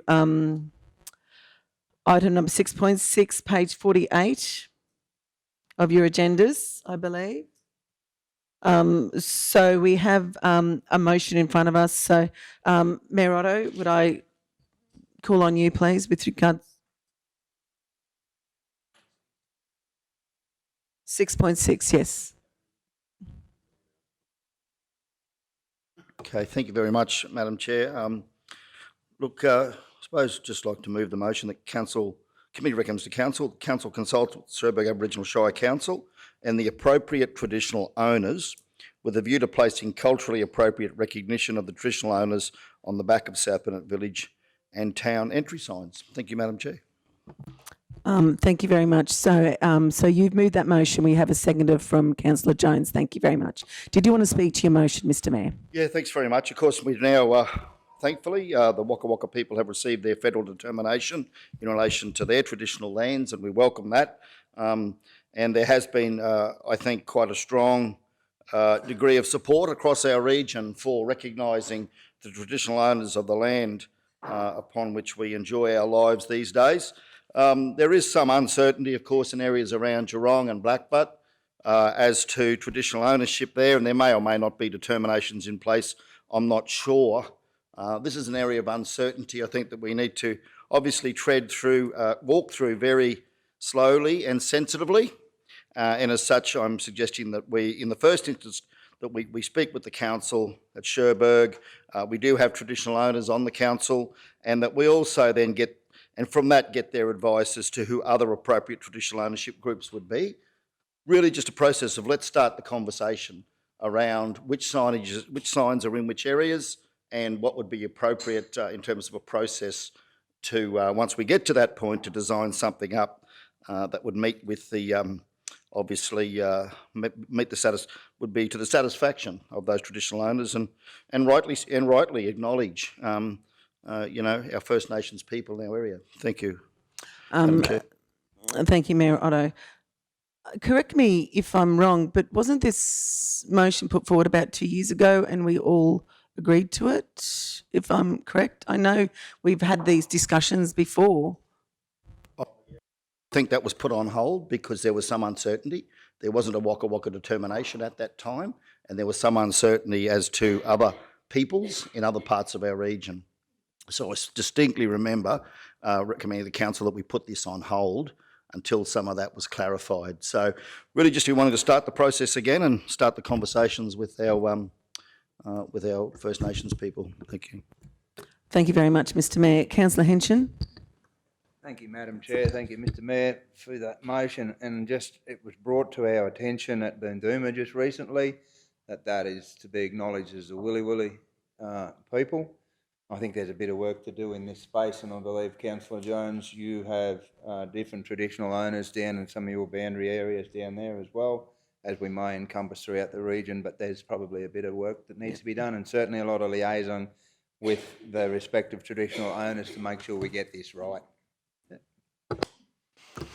Councillor Duff.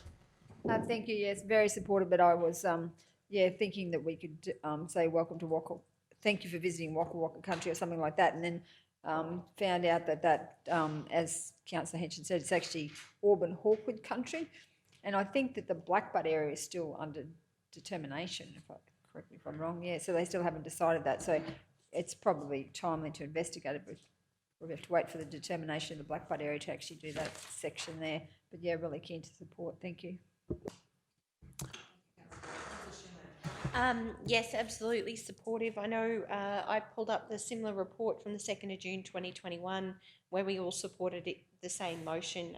That time the motion was that Council note the options available and seek input from the traditional owners across the region prior to bringing a report back to a future infrastructure standing committee, and that was carried at the 2nd of June 2021 meeting. So certainly supportive of picking up where we left off and progressing this now that determination has been awarded to the Waka Waka people, but also recognise the importance of acknowledging all other tribes with a connection to country. I guess just a thought as well that I'd like considered when we're having these conversations, the backs of those signs are beautiful canvases, and I know, Councillor Jones, you were able to, in Blackbutt, get some traditional owners and to paint some beautiful murals in Blackbutt. I actually wondered if there might be an opportunity for us to think about this as a little bit differently, this project, rather than going through and progressing signage as such, whether we could potentially commission an art piece from relative traditional owners in each area where they may actually be able to paint on the backs of those signs a mural or something representative of their country.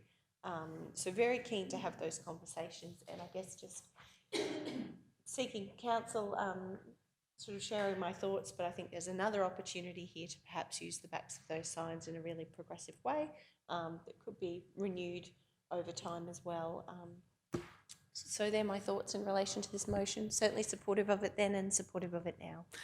Thank you very much, Councillor Shoemaker. Councillor Duff. Just a question, just thinking perhaps we need to put a timeline on this because the other one was put like let's investigate, but because it didn't have a timeline, it didn't actually come back. Well, could we maybe put a report be brought back or something just to, so that there's some we mostly put a timeline around things, and I just think that it'd be prudent to do that on this occasion. So just making that comment. Thank you. Thank you very much. I might throw over to GM Meehan with regards to that. So, okay, sorry. Thanks, Chair. So through you, Chair, the Mayor was absolutely correct. From recollection of it, it was the uncertainty with the determinations. So that was why the other ones drifted out a little bit. Timelines, yeah, happy to, but yeah, it's just the other one, it wasn't because of lack of desire, and it's and certainly deputations with Director Generals over a long period of time even have encouraged TMR to put up like the way they play the trivia questions, whose country are you entering now? And you could have that on the TMR highway network at, up the Bruce and everywhere else. That'd be just terrific. But yeah, if Council wishes to put a timeline on it, no trouble at all. But the other one was sort of got a little bit unsteady over determination. Thank you very much, CEO Mark. Councillor Shoemaker. Yes, thank you. Probably just a question to our Indigenous portfolio holder, Councillor Duff. Like, is there something that you can head up and drive in your role and capacity as Indigenous portfolio holder, being that you probably have those relationships or connections, and bring something back to Council? Yeah, absolutely. Happy to. I'd love to do that. No problem at all. Thank you very much. I really love the idea of those TMR signs because I love those quizzes along the way, to be quite honest. Especially heading up north, they tend to break the monotony a little bit. So if there's no more comments, so we're happy with this. So the count... yeah, so, sorry, yes, Mr Mayor. before we vote? Yeah, thanks, Councillor Schumacher. It was a resolution of June, but the fact is that we did put this on hold because of committee concerns as to appropriate recognition of traditional owners. So it certainly wasn't the staff weren't doing their job. It was more that it wasn't appropriate to move forward at that time. I think it is now. We've got the Waka Waka determination. There is some uncertainty. I've talked to Waka Waka people about Geelong. We need to be really careful in this space. And I've also talked to people in Blackbuck from different sectors. We have to be careful there. So this does need to be handled, Council, and particularly our media and communications, very, very slowly, very carefully and very sensitively. And I think what's key to all this is that we do have strong and productive engagement with the relevant parties involved. Welcome Councillor Duff leading that, particularly with her having that portfolio. And in terms of a time frame, Mr. CEO, I don't think we should rush this. Let's start the process, but let's not rush it. Look, if it takes 12 months, it takes 12 months. But I'm probably not keen to lock in a time frame. I think I'd rather start the process and let's see how it rolls, because, we don't want to rush our First Nations people on this. I think we need to be guided by them. And certainly in terms of the artwork, that was always the intention, Councillor Schumacher, is that we would obviously allow our First Nations people to very much guide and direct how they'd like to see it done, rather than us saying to them, we want to use local artists or whatever. I think we need to be guided and led by them in this process. Thank you. Thank you very much. That's it for me. Thank you.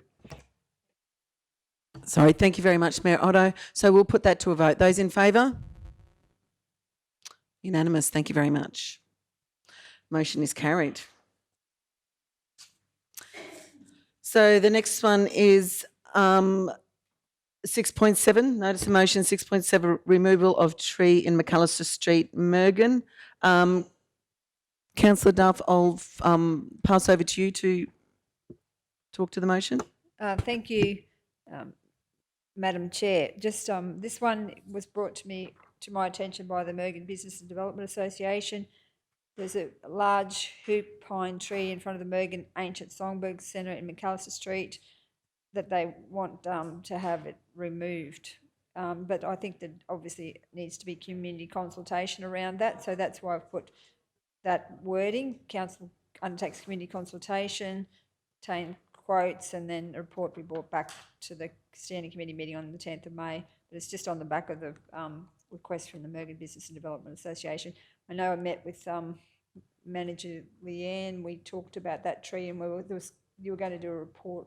I think it was going to be just cut back the dangerous parts and make where they think that is it pine cones or something that was a safety concern. I think you're going to address that and leave it at that. But I think now from the business community, they're saying they actually want the tree removed. So that's where this has come from. Thank you very much, Councillor Duff. So, Councillor Duff, did you want to move your motion? Sorry, yes, I'll move that motion. Okay, can we have a seconder for that motion? Councillor Jones, thank you very much. Okay, did anyone want to speak? Oh, Councillor Jones, thank you. Yes, I do. Councillor Duff, or through you, Chair, to Councillor Duff, would you consider putting in there that it's obviously a hoop pine and the timber can be used, maybe give it to the Mergen Men's Shed or something like that. If you're going to take it down, and we do take it down, can we give, I don't know whether it's able to, are we able to gift it to the Mergen Men's Shed for them to utilise and potentially get some use out of the tree? Because hoop pine is used for furniture and timber and whatever else. Just a comment, rather than see it burnt. Thank you, Councillor Jones. We might go to CEO Mark to answer that question, or are going to Acting GM Leanne? Yeah, we can look at that through the community consultation process for this and have those discussions with the Men's Shed or other community organisations at Mergen if they're interested in the actual timber itself, and then we can investigate the options then if there's an interested party in the timber. Just to note, we certainly have inspected this tree. Our tree arborist on staff has inspected this tree. The tree is not deemed to be unsafe or unhealthy.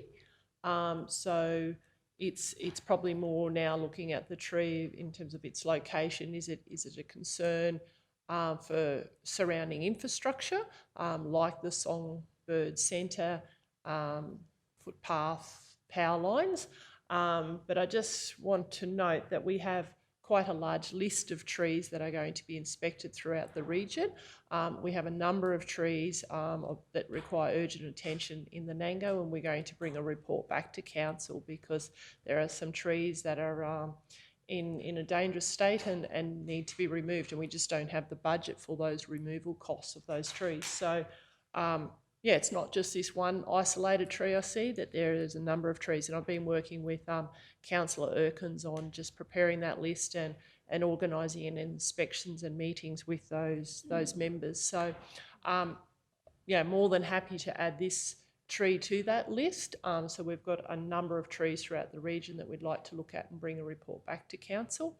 And in most cases, yes, we will need to run community consultation with either individuals or, in this case, the Mergen Business Group.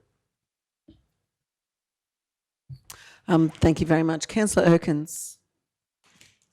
Through you, Madam Chair, I'm a little concerned about taking trees out that if there is no issue with them.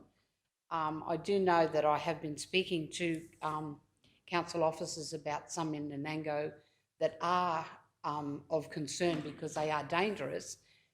And I also know that the community consultation that we did in Mergen about removing those trees from the park, you know, I'm really disappointed in that. When I was there, I told people that those trees were going to be relocated. I drove through Mergen yesterday, and honestly, in my opinion, that park looks like a concrete jungle without those trees in. As such, it definitely is not an improvement. What has been done there, there's shade shelters, sure, but you know, the shade, they only give shade if you're underneath the shelters. And as I said, I mean, we told those people that those trees were going to be relocated. The reason they weren't was because I believe the cost of relocating. But to me, if I go out and do community consultation and I tell people something, you know, I don't want to then have to have it held against me that what I said didn't happen. Because the most people that I spoke to, when I said they're taking do you want to see the trees gone? Most people said to me, no, we don't. I was actually told that I was asking the question wrong, and what I should have been asking was, are you happy to see if we relocate those trees? That's when people said, yes, okay, if they're going to be relocated. But as I said, I mean, I believe that the end result there, I understand it's not finished, but at this stage, it definitely is not an improvement, in my opinion, to that park. So I would be very reluctant about pulling down a tree if there's nothing wrong with it, unless there was true community consultation, not ask half a dozen people that walk past you and ask them in such a way that you get the answer that you're looking for. So that's just my opinion on that matter. Thank you, Councillor Erkins. Mayor Otto. Yeah, thanks very much. I spent a lot of time in Mergen. I grew up there, so there aren't too many people in Mergen that I don't know. And Councillor Erkins, I'm going to just disagree with you respectfully. First of all, this tree is an issue. I've watched this tree drop limbs over many years. It continues to drop limbs right on top of where people walk on a regular basis. Now, the limbs come from the upper part of the tree. I know it's not dead, but these hoop pines do have a tendency to drop limbs from time to time. We are seeing more extreme weather events, councillors, where we're seeing more storms, more wind, and the last time we had a lot of wind through Mergen, it dropped branches, and it's right over the top of a walking path. So I believe there is an issue, Councillor Erkins, that needs to be addressed. I don't believe the MBDA would have raised it if there wasn't. I think they've got better things to do with their time than spend on things like this. They're all private business people. They didn't bring this to us because they were trying to hoodwink us. They brought it to it because it is a genuine concern, Councillor Erkins. In addition to that, I'm disappointed to hear you say that about the park. I think we should wait until the park's finished. There's a lot of work to go on there yet in terms of the natural elements to go in, the grass and other things. Let's wait till it's finished before we pass judgment on the work that our design team have done with the community. And I can tell you that I've been in Mergen on several occasions in the last month, and I've walked up and down the street and said to people, what do you think about the removal of the fig trees? And I'm sorry, Councillor Erkins, I haven't found one person say to me that they were unhappy to see those fig trees gone. As for telling people that community consultation around the removal of the trees, was my understanding that we were always going to remove 2 of the trees anyway, and that the 3rd tree was going to be possibly relocated, that was the plan. So I'm not sure where you got your information about removing all 3 trees, because my understanding was in the original concept design, but I stand to be corrected. That was what I thought was happening, unless we changed that along the way. I do know we changed the decision to actually, because of the cost, $20,000 to relocate the 3rd tree.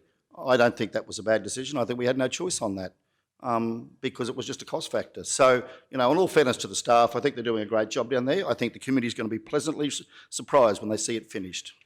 Thank you, Madam Chair, and I support this. I think we need to go and do our investigations. All Councillor Dove is asking for that we investigate it and we consult the community on this and bring a report back in 2 months' time. I can't see why we can't do that. Thank you, Madam Chair. Thank you, Mr Mayor. Councillor Erkins. Mr Mayor, we were told when we went to do that community consultation that all 3 trees were going to be relocated. Maybe what we should have done was got the cost of relocating the trees before we went out and told the community what we were going to do. Thank you. So with, sorry, Councillor Shoemaker. Yes, thank you, and thank you, Manager Leanne, for the report. Certainly, I think it's really important that we are doing these tree reviews regularly. It's great to hear that there will be more information coming back to the table about that. I do believe that trees do soften an environment, and we have had a number of members of the community in the chamber telling us that they would like to see more trees in and across the region. It's always sad to lose big trees, and I know the consultation process is very hard. And I'm also very mindful of the costs, and to be honest, I'd rather be putting money toward planting more trees, not cutting them down. I look forward to the report coming back and more information about this, and certainly agree with Councillor Jones' sentiment that if this tree does have to come down, hoop pine, it's a beautiful commodity. It would be wonderful to see it donated back to the community. It would be such a shame when you see in areas like North Lakes and the like, where they spend hundreds of thousands of dollars buying large hoop pine trees to put in residential areas and the like, because they offer such gorgeous atmosphere and really do cool the streets. So I look forward to the report. Thank you for bringing it to our attention, Councillor Duff, and thank you, Leanne, for the work on this. Thank you very much. Just mindful to you, General Manager Leanne, that you seem to, I know you've got a lot of reports on your plate at the moment, so I'm just trying to figure out when you've got time to do those in amongst your normal work. But they've got a report to be provided to the Standing Committee on the 10th of May. Would that report include the community consultation, and not just with the Mergen Business Development Association? Would that include the consultation work with the community as well? Or do we need to change that date? Thank you for the opportunity to speak to that. Certainly, I would suggest that we push that date out a little bit.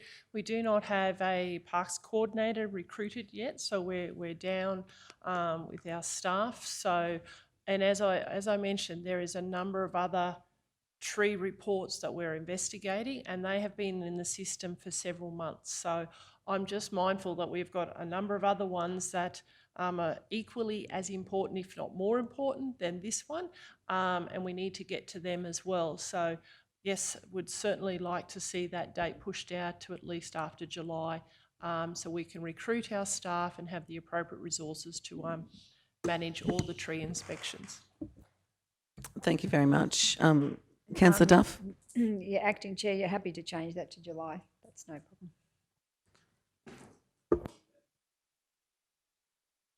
Yeah, and yes, I'd like to add the point that Deputy Mayor Jones suggested about the liaising with the men's shed to see if they could utilise the timber.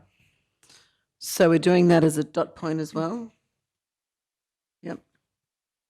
That's liaise with.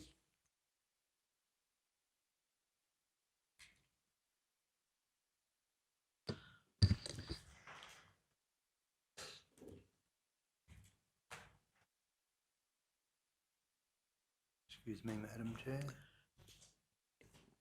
Yes, Councillor Thank you, Hinchin. Madam Chair. I wonder, Councillor Duff, and just from my experience, fully supportive of that, but maybe put community organisations rather than just signal out, because, and the only reason I say that is I've offered timber to a particular entity here in the region, and they just have too much and they can't take it. So perhaps change that to community organisations. Thank you.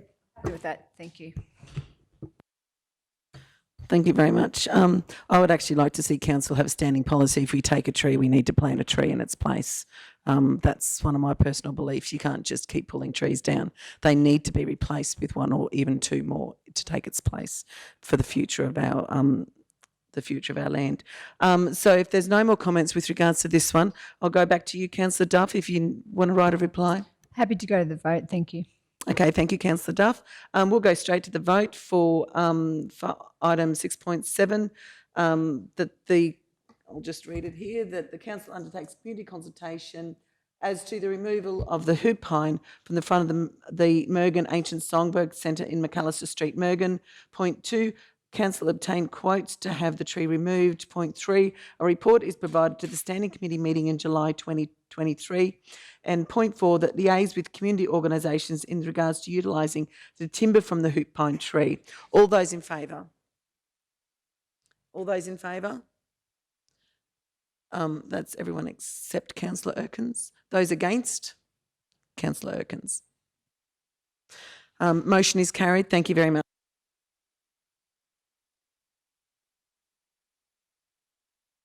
So we're up to notice of motion 6.8, the Hart Street Blackbutt pedestrian path works.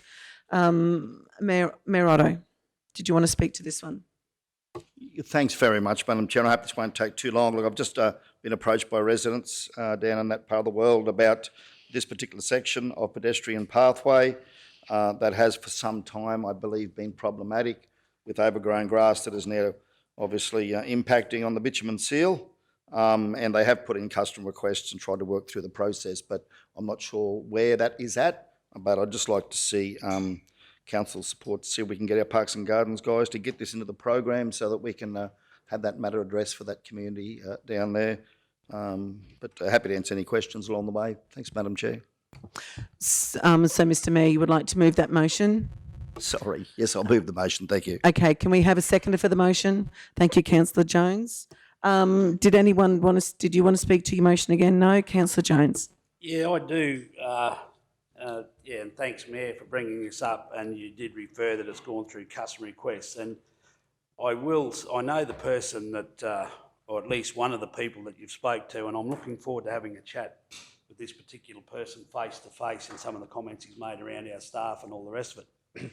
But can I just say that this was brought to our staff, and unfortunately there was a misunderstanding, and they went down to address this, and they went to a different section, and it was a total misunderstanding, and no fault of anyone really, but just to let you know, Mr Mayor, that this has been in the system, there has been customer requests, and they did go down to attend it, and they do hope to add it in and make sure it's a regular thing on the Parks and Gardens process. So it was well underway, but I do know one gentleman. I've had feedback, and I'll address that situation on behalf of the staff and the comments he's made around our staff. So happy to take that conversation out personally. So, but yeah, no, fully supported. Thank you, Councillor Jones. Councillor Erkins. I'm a little concerned. I just don't understand the process here. We've got a number of footpaths in Nanango that are an issue. I thought that they go through the staff and through the process, and they're repaired or done whenever. If somebody is coming to me and saying they've got a specific issue, I thought the procedure was that we put in a customer request. It just appears to me that we're getting all these notices of motion come up on an ad hoc basis, and I just don't see how that is working for the community as a whole. I was told very plainly when I came into council that I was here to represent the community as a whole, not just my region, but it just seems, I mean, I can go in and, is that the procedure that I come, or that I send in a notice of motion to get the footpath in front of the Palace Hotel done, or I get the footpath leading down to the bridge done, or I get the pothole here? I'm just under confusion as to what is actually done. I was under the impression, as I said, that we put in a customer request for something that's an issue, that we don't bring it here where we're all basically grandstanding for items. Oh, look, I'm going to absolutely refute that, Councillor. That's absolutely inappropriate. I am not grandstanding on this matter, and I would seek an apology from the councillor. I have been approached by a number of people in Blackbutt about this issue. There have been customer requests go in on this issue. This chamber is a place where we speak for our community, and that's all I'm doing. And I'm tired of being accused of grandstanding, councillor, and I would expect an apology, Madam Chair, because that is inappropriate and it's incorrect. I have not had discussions, perhaps with the person that Councillor Jones spoken with, because the gentleman that I spoke with about this matter most recently in no way was critical of the council staff. In fact, he was quite respectful and acknowledging the great work that our Parks and Gardens staff have done around Blackbutt. So this was not a criticism of council or our staff down there. This was a frustration from the community that they continued to raise the issue. It had not been dealt with. They came to me as the mayor that they elected to represent them. And that is what I'm doing here today in representing them. And this is going to continue to happen, councillors. Get used to it, because there will be notice of motions coming thick and fast while I'm in a chair as a councillor. Because if I feel that our processes aren't working for our community and our community approach me, this chamber is the right place to raise them. This is not the federal parliament. This is a local council chamber where we represent our local people. That's why we have local government. Local, underline local government. We are a council, and I will not apologise for that, but I would seek an apology. This is not grandstanding. Never has been, never will be. This is about me following up on a matter for the good people of Blackbutt, and that's me simply doing my job, Madam Chair. Thank you. Councillor Erkins. Mr Mayor, correct me if I'm wrong. If somebody comes to me and says that they've put in a customer request and nothing has been done, I was under the impression that I would contact the relevant general manager and ask them to look into it. I was not under the impression that I would bring it to council. So I see there are lots and lots of notices coming in, Mr Mayor, that I believe could be handled internally and not be, you say, looking after our community. I agree, that's what we're here for. But it's also looking after our staff who are sitting here while we're bringing up things that I'm sure could be handled internally. I just don't know why we are coming here for so many things that I was under the impression, perhaps I'm wrong, perhaps I wasn't instructed correctly. I was under the impression there was a process for getting things done, and this just does not appear to be the process that I was told. Well, I'm not sure what you've been told, Councillor, but if I could answer the question, Madam Chair. Yes, we have standing orders. We have a process for customer requests, which I know is coming through Council. Process has been followed here, Councillor, but part of that process is the right of every councillor, including the Mayor, to bring issues to this chamber. However small or large the council may see it, that is our right. That is enshrined in a policy document that we have, and I believe is fundamental to local council. So, you know, follow the process absolutely in terms of customer requests and follow up with general managers. That is correct. But if you then feel that the matter hasn't been resolved, we are all entitled to bring this to the chamber. And, Madam Chair, I would again seek an apology for an allegation of grandstanding, because I do not use this chamber as a place to grandstand, and I will not accept that statement. Thank you. So, Mr Mayor, can I ask you, did you then contact the general manager of that to ask why they hadn't looked into it? Or did you just bring it straight here to a council meeting?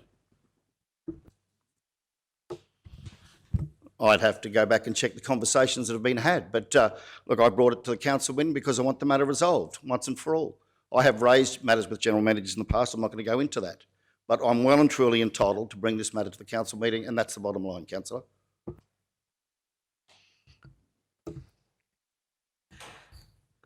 Radio, we might. Okay. Councillor Oakins. An I don't apology. believe that I owe you an apology on this situation, Mr. Mayor. I believe that if you can show me that you did go through the accepted channels, then I'll apologise. So I'll take that as a question on notice, I believe.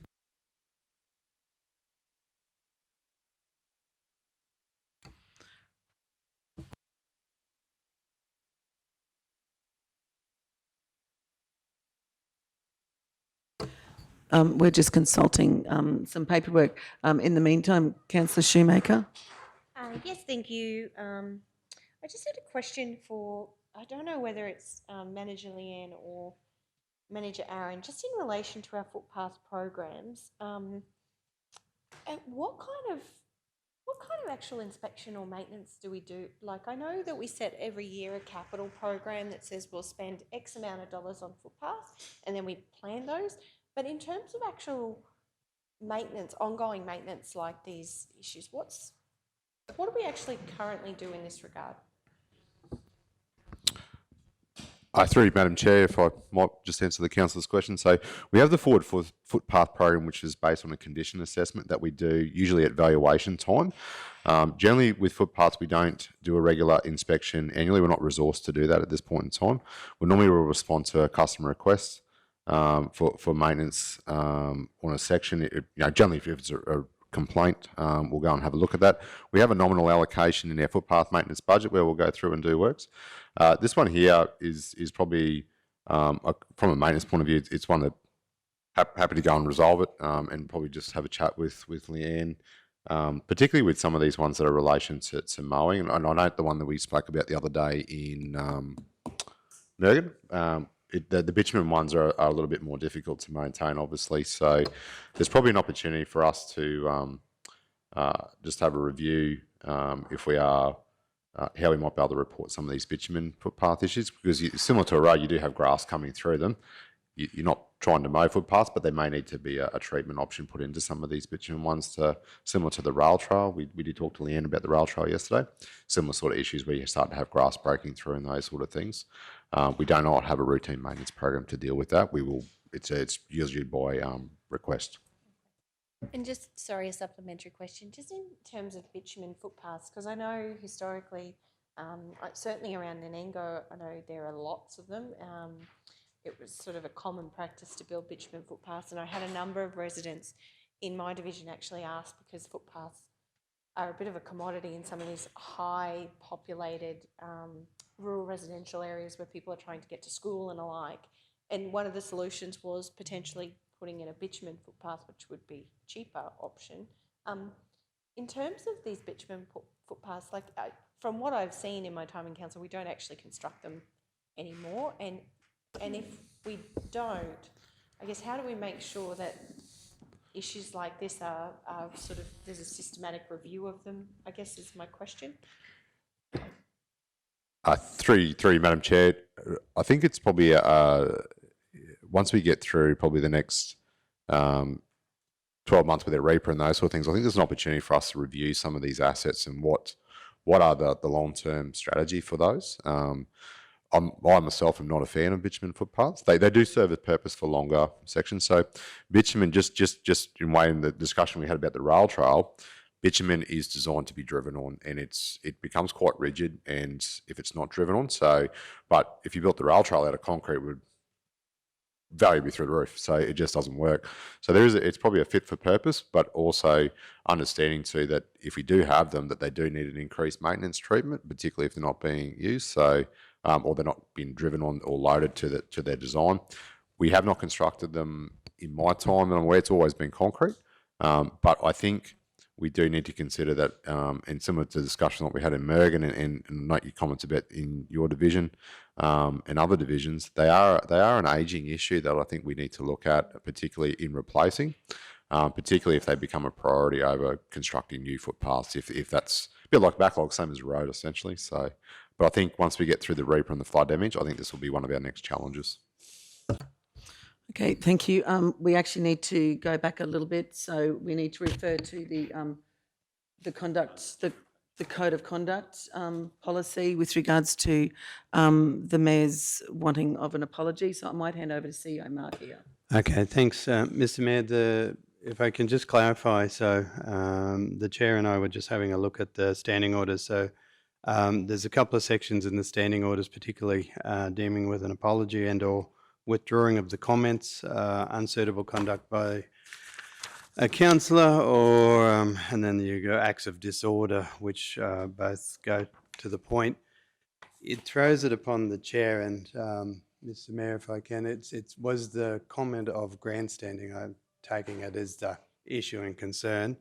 So the chair would be required to make a ruling if on that, depending on where we were. But if the councillor was voluntarily to withdraw and/or apologise for that comment, that would satisfy the code as I'm reading, or the standing orders as I'm reading it. There's two different sections in there. It would just, if the councillor, and certainly not advising do, don't, or taking any position on it, but if the councillor doesn't, I would imagine it would take a different process. If I could, Mr. CEO, in response, section 3.53.9 of our policy, and this is the section to which I'm referring in terms of seeking the apology from councillor. Councillors and committee members will not make personal reflections on or impute improper motives to any other councillor or committee member or a council officer. To make an allegation of grandstanding to me is to impute an improper motive. That was not my motive. My motive was sincere and genuine, to bring this issue to the chamber so that we could give the head of power to our staff to put this into the maintenance program and get this work done with the resources available over the next 4 months. So I still believe that this has been in breach of council policy. Thank you, Mr. CEO. Madam Chair, to take the pressure off you guys, Mr. Mayor, if you'll accept my apology, the comment was, in your opinion, uncalled for. Thank you very much, Councillor Erkins. Can I just ask a question on that? Yes, Councillor Jones. With the comment, has it got to be directed directly at a person, or because so for the comment of grandstanding in this change, just out of for myself, because I'm unclear of what I didn't believe. Yeah, I thought the councillor just made a comment along the line of grandstanding. I didn't know that she actually mentioned any particular names or directed it directly at a person. Just curious. Well, to be fair, I was directing it towards the Mayor. I'll take, and as I said, I apologise for the comment. Thank you very much. Okay, thanks. CEO? Councillors, I don't want to waste the time, well, not waste the time, but there's different sections of the standing orders that cover it. The Mayor, certainly the section the Mayor read out is referenced. There's section 358, and then there's section, hence I was just looking for the good book, 360 as well, and it gets into, and again, I don't want to give almost a solicitor's answer, but it gets into the individual's perception, and it's like a conflict of interest, is how the individual reacts to the comment, and we're all different, but also whether this is free and clear political commentary about a debate, or it's a comment that adversely impacts on the reputation of another. The Mayor raised it, and it was legitimately raised. There's sections in the standing orders that cover it, and each one of these, without me giving a blanket, this is how it works, each one of these would be taken on merit. Thanks, Mayor. Thanks all.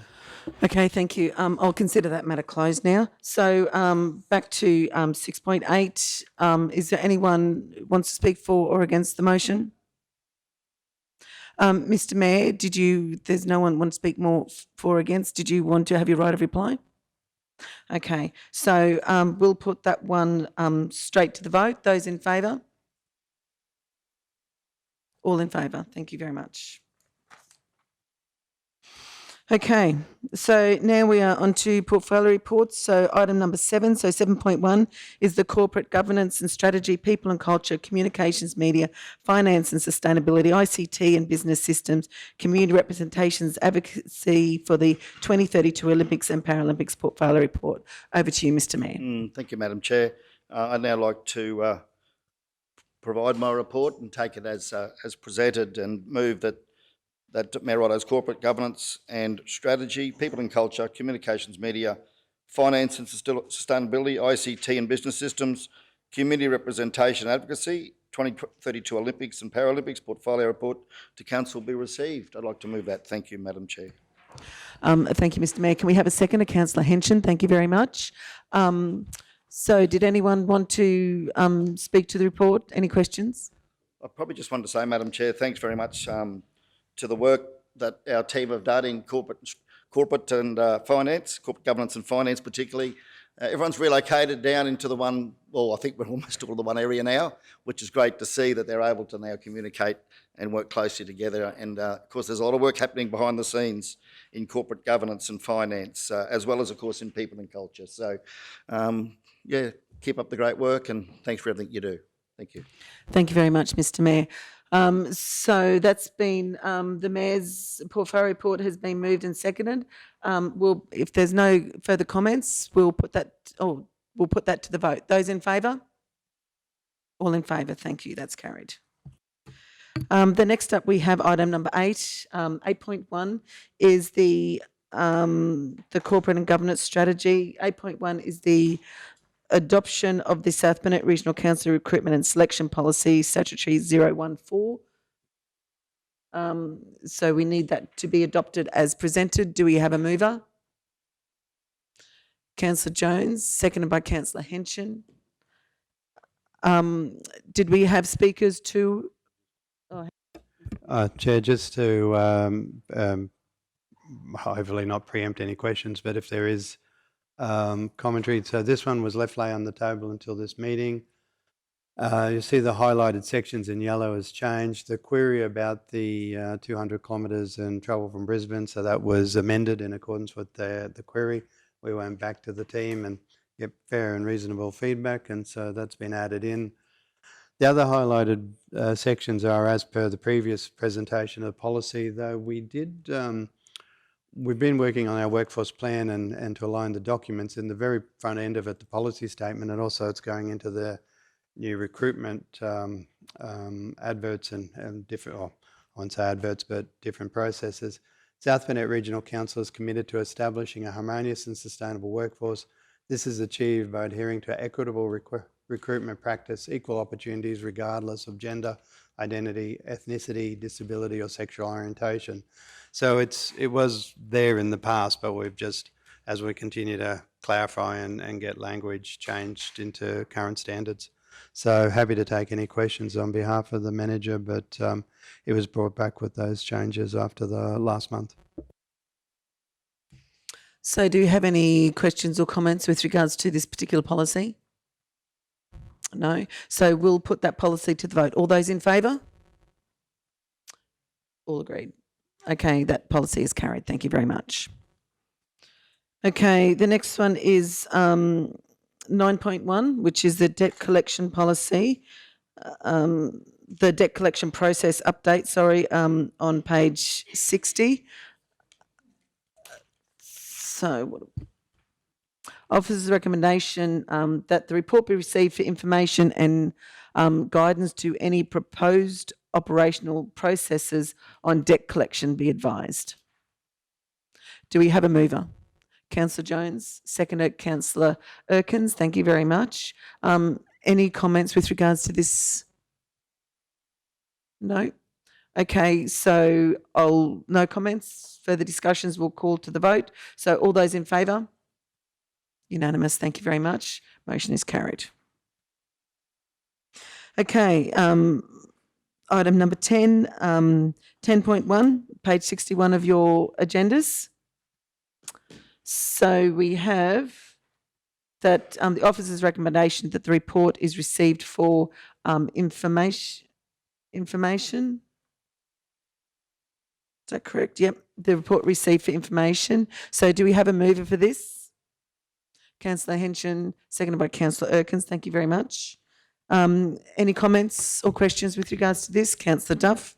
Thank you. Question to the CEO. Just wanting to, I actually have a motion that I've put forward after this about actually adopting service levels, and I just wanted to get some clarification from you, Mr. CEO, if that's something that's achievable, just on those core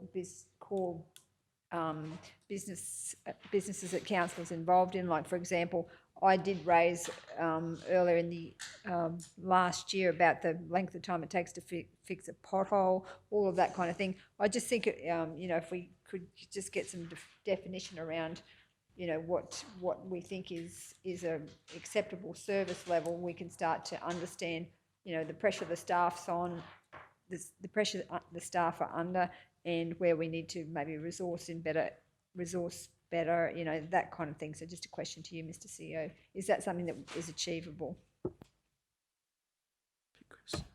That's a nice big question, Councillor. Hang on, I was just looking, but anyway, I'll go off the cuff. So we've spoken previously, so do you mind if I just broaden out into a little bit of this and acknowledge the different departments, and particularly business systems, ICT, with pulling this together. So when the CRM, so we had the long-standing question on notice, which wasn't that it was difficult to answer, but the confidence in some of the data was low, and we had all those, I call them zombie CRMs. There was old CRM sitting in the system, and the business systems team have been moving them out. So T2 the CRM project went live on the 10th of October, and so this is now a report on the customer requests that are coming through the system. And councillors, and the writing's a little bit small, but it certainly is. Having gone through it, this will be a standing item, as noted in the report, to every month SLT, as far as keeping track. And the data that is in there is exceptionally valuable for trends. Now, the customer service, long answer short, yes, it's achievable, I suppose, in context of I sound like a solicitor today, don't I? It's achievable in the context of the question, or Sir Humphrey. We've identified that the road maintenance, the parks and gardens, the customer service requests were the first areas that we're going to concentrate on. Compliance as we go through. The service level catalogue is in progress. I would imagine it will continue. Well, not imagine. It will be not only this year, the work that's been done this year, but roll into next year's operational plan as far as getting that service level catalogue up. And we thought the previous briefing that I'd given to council will do it in bite-sized chunks and then add it together. We've looked at, spoken to groups such as Mead Perry, not that we've engaged them in them, about work they've done with other councils. We've considered Ipswich service catalogue, then there's the Noosa one, and there's a range of things. So yes, it is achievable. It's a long-term project. Will you see something happen tomorrow? No, but it will be continued out, and it certainly will be continued on in next year's operational plan. And this, the longevity of this report, and is a really good report. So the customer service charter doesn't, to a degree, give too much guidance on dates, and so that's something. But again, without stealing the business systems credit, because it's their work. When the T2 project and the went through, they talked to each department, or spoke to each department about timelines as far as what they thought were achievable and realistic and based on customer and practice. So those timelines are the first part. Now, whether we agree with those timelines or not, it's at least given us now a basis that we can measure, and we can get accurate data that measures against it. And to use, the different ones, we've had 90 since October in executive services have come through. We've closed out 84. We got 6 open.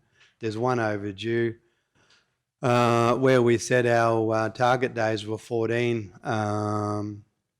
The media inquiries that have come through, and this is just through the CRM system. I'm looking at Anthony. I'm not twisting it there. So the office of the CEO, so the target day is 14, the average days to close on those was 15, so we're out by a day. So now it actually gives us a guide that we can measure. The Office of the Mayor ones, we're turning the CRMs over, so the CRMs that are coming through for the Office of the Mayor are being turned over on the average of a day. Now, so which is terrific, absolutely terrific. And if you look through the difference, finance and corporate, 1,453 in, there's 23 overdue out of that. We haven't started to break up the percentages and see, but this, given that we've got this information from October to now, which is really not quite half a year, or coming up to half a year, we'll be able to start to analyse this and get trends and guides and develop our strategy going forward as how we deal with these. The other bits that as we come back and again, Councillor, without getting excited about your question about service levels, we've got a whole tribe of data coming through the email system. And I think probably 18 months ago, maybe even longer, I noted that Council had processed 1 million emails in and out in a calendar year. We are now surpassing that. So without having added them up, we're probably running through about 1.2, 1.4 million emails a year. So we've nearly had a 50% increase in email traffic in 2 years, 18 months. Again, my dates and rubbery. We're not talking about ECM yet, the ECM volume that comes through the place. And when we talk about staff efficiency and what we're processing, the volume of material that we're processing through the organisation, and the really great thing is, as part of this service level discussion, and it is a slow work in progress, but it is a work in progress that will continue into next financial year. We're pulling confidence in data that is medium to high, and we'll actually be able to produce reports like this that'll table it down, and we're not there yet, and without giving my good friends in ICT a cardiac of actually being able to combine all these different data sets into one report. But it will be so good to be able to say, and I know for myself, and I've been tracking it. So I have 3,500 to 4,000 activities that come through the Outlook suite every month. So there's 74 meetings, accepted meetings every month, or generally this is just a sort of a guide. This was January. So 3,600 activities, 1,500 emails in, 571 emails out, swag of them that I haven't read that were deleted, and just the volume that's going through the organisation to respond to. And some of that ends up in CRM, some of that ends up in ECM, some of that is dealt with by email. So thank you for the opportunity to have a chat, because the long answer is yes, the service levels are achievable and we are working towards them in each of the different departments. They're all not going to happen at once. So when we talk about core services, the ones that we have currently in train that will come back either through the budget process or before the end of this financial year is the discussion about parks and gardens, road maintenance, customer service. And this is the first step in the customer service, getting the data on the table. And happy to take any other questions. Thank you very much, CEO Mark. Councillor Shoemaker. Yeah, thank you for the report and the effort that's gone into combining all those data sets. I can imagine that hasn't been easy. So thank you, Manager Bills and your team. I know we've talked about previously around opportunities to triage with new systems, and opportunity to provide perhaps a customer service team may be able to provide more information in the front end of a conversation rather than having to log a customer request and go through the system. So I know there's work happening in that space, and that's an exciting outcome. I guess my question was just further to that, Manager Bills, with this software and the report that you've produced, in terms of that triaging and potential software reminders, like I'm just curious how the system actually works when it's working properly, opportunity to triage at the front end rather than sort of let some of these inquiries come through and sit there. And in terms of a reminder system for our staff, if they are on the list and they hit those trigger dates, is there something in the system that reminds people that that request is still live and active? It's probably quite an extensive answer to that one there, Councillor Shoemaker, but particularly if I just allude to the point that the foundation's now been a little bit more established, and that report there reflects what's been done and how we've configured the changes within the actual software to try and give us that base level foundation and stats behind that to improve from there. When you talk about notifications or reminders or trigger points, a lot of that is actually included with part of the CRM, which helps form some of that actual reports, some of that data in that report you have there. But to explain, probably to answer a fair few of those queries you have at the moment, probably takes a little bit more than the time we have at the moment too. But I can definitely take some of those questions on notice and add more detail to the report. Now the system has got a stronger foundation to be able to address some of those concerns a bit more accurately, and I have more faith in the data we produce here. So. Yeah, I don't want to take up too much of your time, but I think that level of understanding around how the system will actually work, that vision for triaging and how, I guess I can see the opportunity, but through using this software effectively and by, empowering our community, our customer service team with the knowledge and the skills and the training and the support they need to be successful, I can see, nothing but success or in improvement moving ahead. The other thing, I guess I was thinking just in reading this report is if we're setting these timeframes and expectations, it's probably a question to you, CEO Mark, when we're actually answering some of these phone calls in terms of that service level. I think when we laid out the customer service charter, we're really talking about trying to make it more personable and making sure people felt heard, that their inquiries were taken, and that they felt that they had a contact point or somebody that they could talk to about that. So my question is more around, when we take that first initial phone call, is there an opportunity, now that we have some of these time frames laid out, that our customer service staff or whoever's answering that call might say, well, thank you so much, Mr. Jones, for your call. I can let you know that that's been logged in our system, and you can expect to hear something from somebody within 10 days or 14 days or 24 days or whatever the standard that we're setting here is. I just welcome your thoughts in that regard. I'll speak anecdotally first, but I might need to take that one on notice, not because I don't want to answer it, but certainly the staff you over here with the different sections. Now there's some clear, and I'm happy to take anyone else's thoughts on this, but certainly the ones where I've been either positioned near or the front counter, certainly the some of the compliance ones with the overgrown allotments and that, because there's an extended period, and so the front counter staff say like, okay, this will take, and there is, and the ones that are coming back through, again, well, this is not a comprehensive list, but certainly litigation and or claims for liability claims, the correspondence is engaged that these are often, I can almost quote the paragraph, these are often complex and detailed matters, and so the response on this will take some time, and we will get back to you as soon as administrative action complaints and that have time frames set in them as part of the correspondence going back. So I can say with certainty, yes, it is happening in sections, and it's not, and I'm conscious of not saying it doesn't happen across the board, or it is, but yeah, I just need to check with the customer service team as to what and how many and how often, but yeah, certainly in the sections that I have either an active or day-to-day engagement with, yeah, it is happening in that space.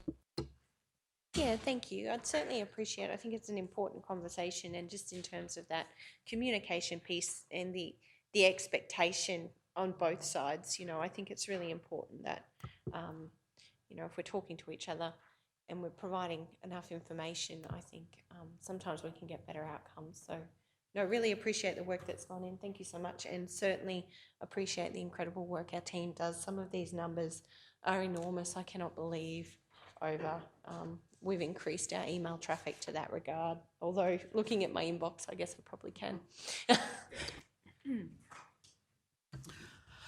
Thank you very much, Councillor Duff.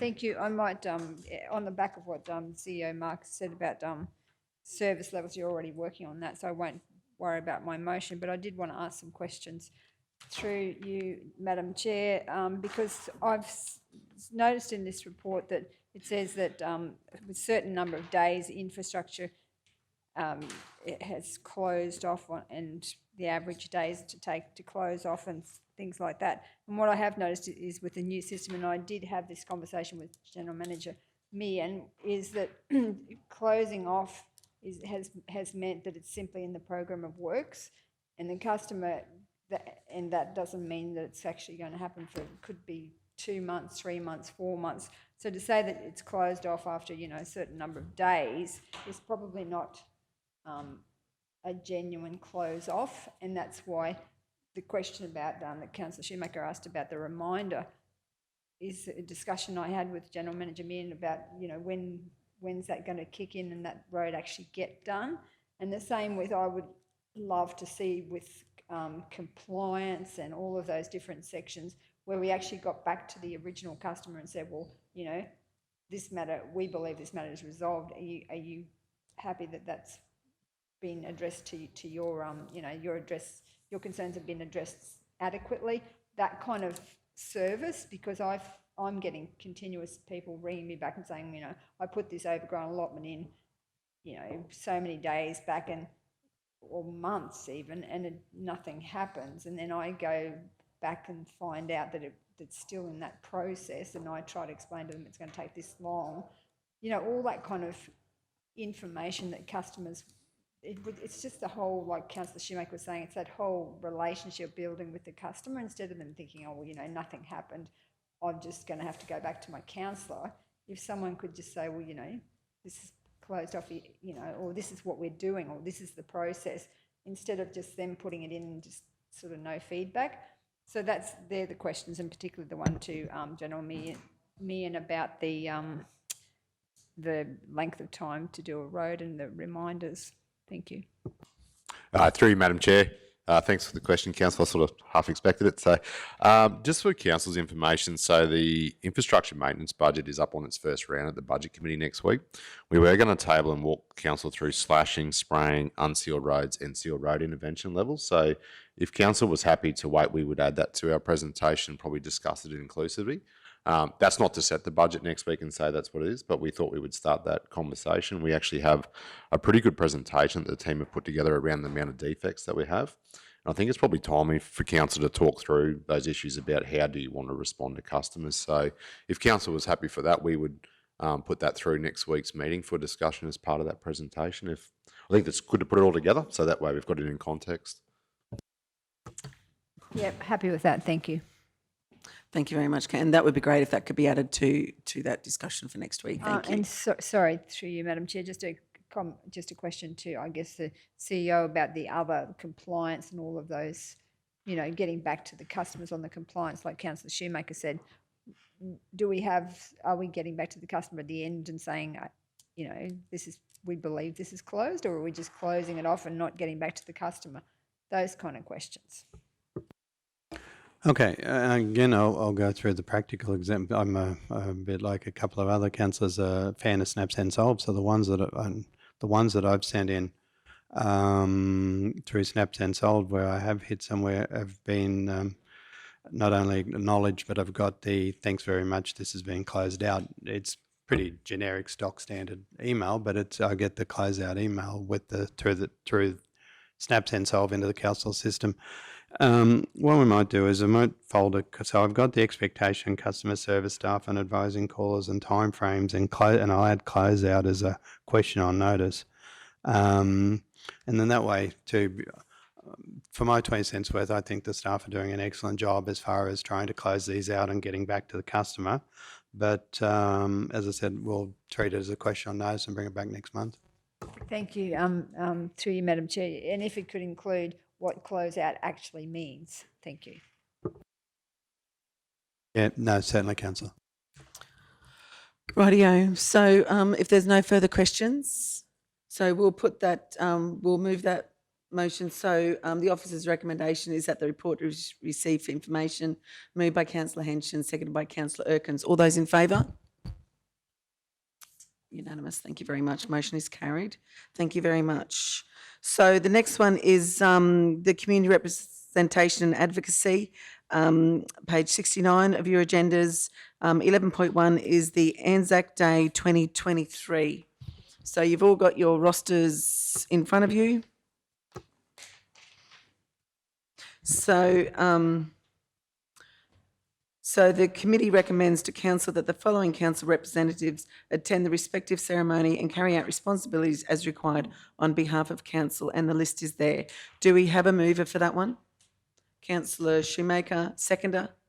Councillor Erkins, thank you very much. Now, Councillor Duff, did you want to talk to this? Thank you, Madam Chair. Just on the Prost and Dawn service in the past, I think it's General Manager Jarvis has attended that one, and in her absence, I'd just like to maybe nominate her to attend that. She's enjoyed going to it, if she's available. And also the Mergen Dawn and Fellowship, I'm not able to attend, and I think the Mayor did last time, so I'm just seeking support from the Mayor to perhaps attend those two at Mergen.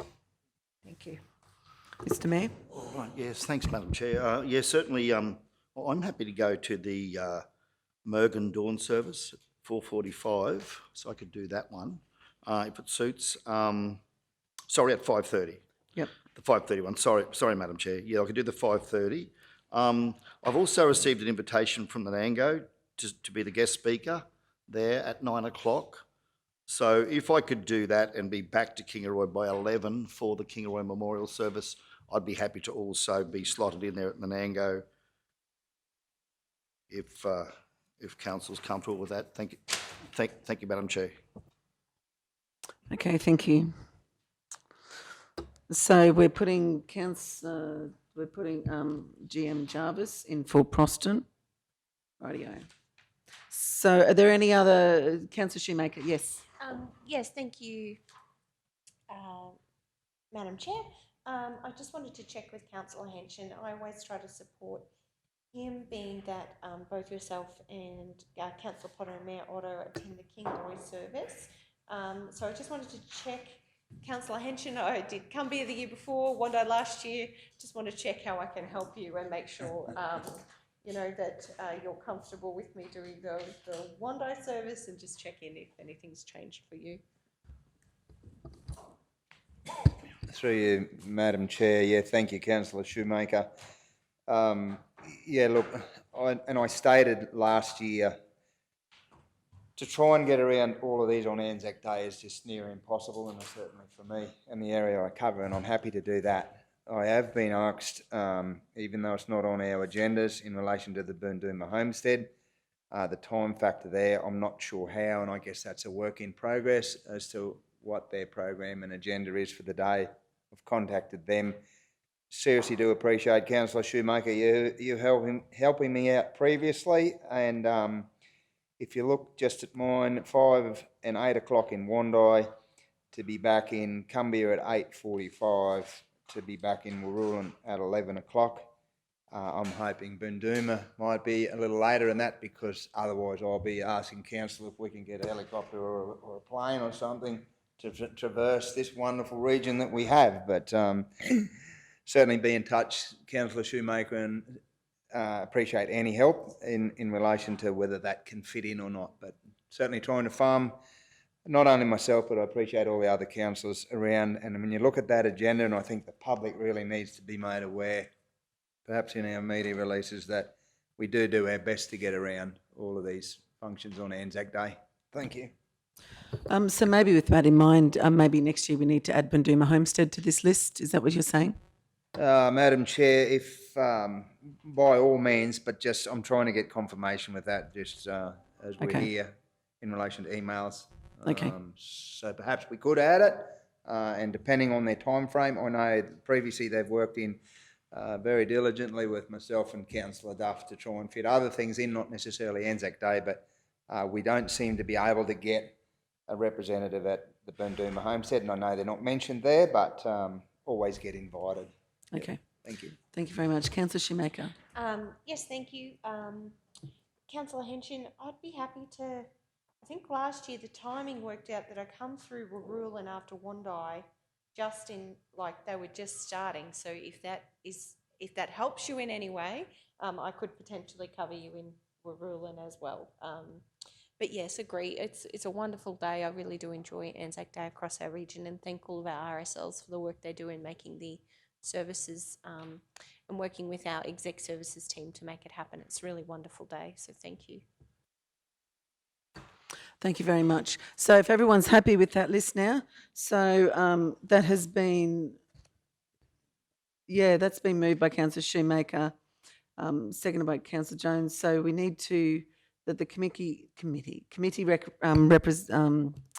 recommends to council that the following representatives attend the respective ceremonies to carry out responsibilities as required on behalf of council. Mr. CEO, did we have to say as amended at the end of that one? Or not? We don't? We're right with that? Okay, so moved by Councillor Shoemaker, seconded by Councillor Erkins. All those in favour? Carried unanimously. Thank you very much. Okie dokes. So now we're on to item number 12.1, which is the Community Development, Arts and Heritage Library Services Portfolio Report. I've got the report in front of me that I will just point out. I won't read the whole report. I just want to bring up a couple of things. So the South Burnett Regional Council are sponsoring the Red Ant Roundup, Medical Roundup, this conference this weekend on March 11. So we'll have a lot of the health professionals in town with regards to that. But also this weekend there is so much on. We've got the Bowie Dance, we've got the Back to Nanango, we've got the Kingroy Men's Shed Dinner Under the Stars, you've got Graham House Community Open Day there, you've got Dragon Boat Racing at BP Dam, yes, you heard that correctly, and you've got the Maidenwell Bull Ride. And also Proston Show. And Proston Show, thank you very much. So, so there is so much on this weekend, so keep your hats on for everything you're going to. I'm actually really sad that I'm going to miss out on the trial run for the Dragon Boat Racing. The round 2 of the local build small grants have been extended until Monday the 20th of March 23. The Youth Council, we've now got 10 new young people and 4 existing members that are being inducted on Tuesday. And then there's the 2-day leadership conference, which is on the 22nd and 23rd of April. You've got the community events, so you've got the Harmony Day in the Town Hall forecourt on Saturday the 25th of March, which should be a really good day. And then with regards to the libraries, there's some amazing author talks coming up with Anne Marks. So at the Kingroy Library on Friday the 10th of March and 10th of March at 10 a.m. or at the Nanango Library at 1 p.m. So there's a lot of things happening there. The library in the first 5 ever doing outreach sessions to St. John's. We're doing a Ready for Work program in Mergen with CTC, and it's really good that we're working with all the different community organisations, and Centrecare and Easter Community Day, so save the date for that one. That's on Wednesday the 5th of April for a family fun day of Easter egg hunts, craft and activities from 9 till 2. There'll be more information coming soon on that one. And Barry Crosh and Les Henning, the RSL reps will be doing on the 21st of April 23. The local high schools will be invited along to have a full run through of the order of service with background information, in-depth understanding of what happens during a service. The presentation will complete the parade and the service being held. Okay, and the other thing I would like to bring up is that we've got some workshops coming up. Not some workshop, we've got some, I suppose they are a bit of a workshop with regards to how children are faring in the South Burnett with regards to Australian Early Development Census data, which according to the data we're not faring too well. So we've got some forums coming up. We've got Mergen Town Hall on the 20th of March, and you do need to register to go to them, please. The Nango Cultural Centre on the 21st of March, the Wando Town Hall on the 18th of April, Blackbutt State School Hall on the 19th of April, and the Kingroy Town Hall on the 20th of April. So it'd be really great to see everyone there, and any community members or any community organisations. This is a really important issue. It takes a village to raise a child, and I would like to see the halls packed for this, for our children, for our future. So I'd like to move that my Community Development, Arts and Heritage and Library Services Portfolio Report be moved. Can I have a second? Thank you, Councillor Duff. Any questions?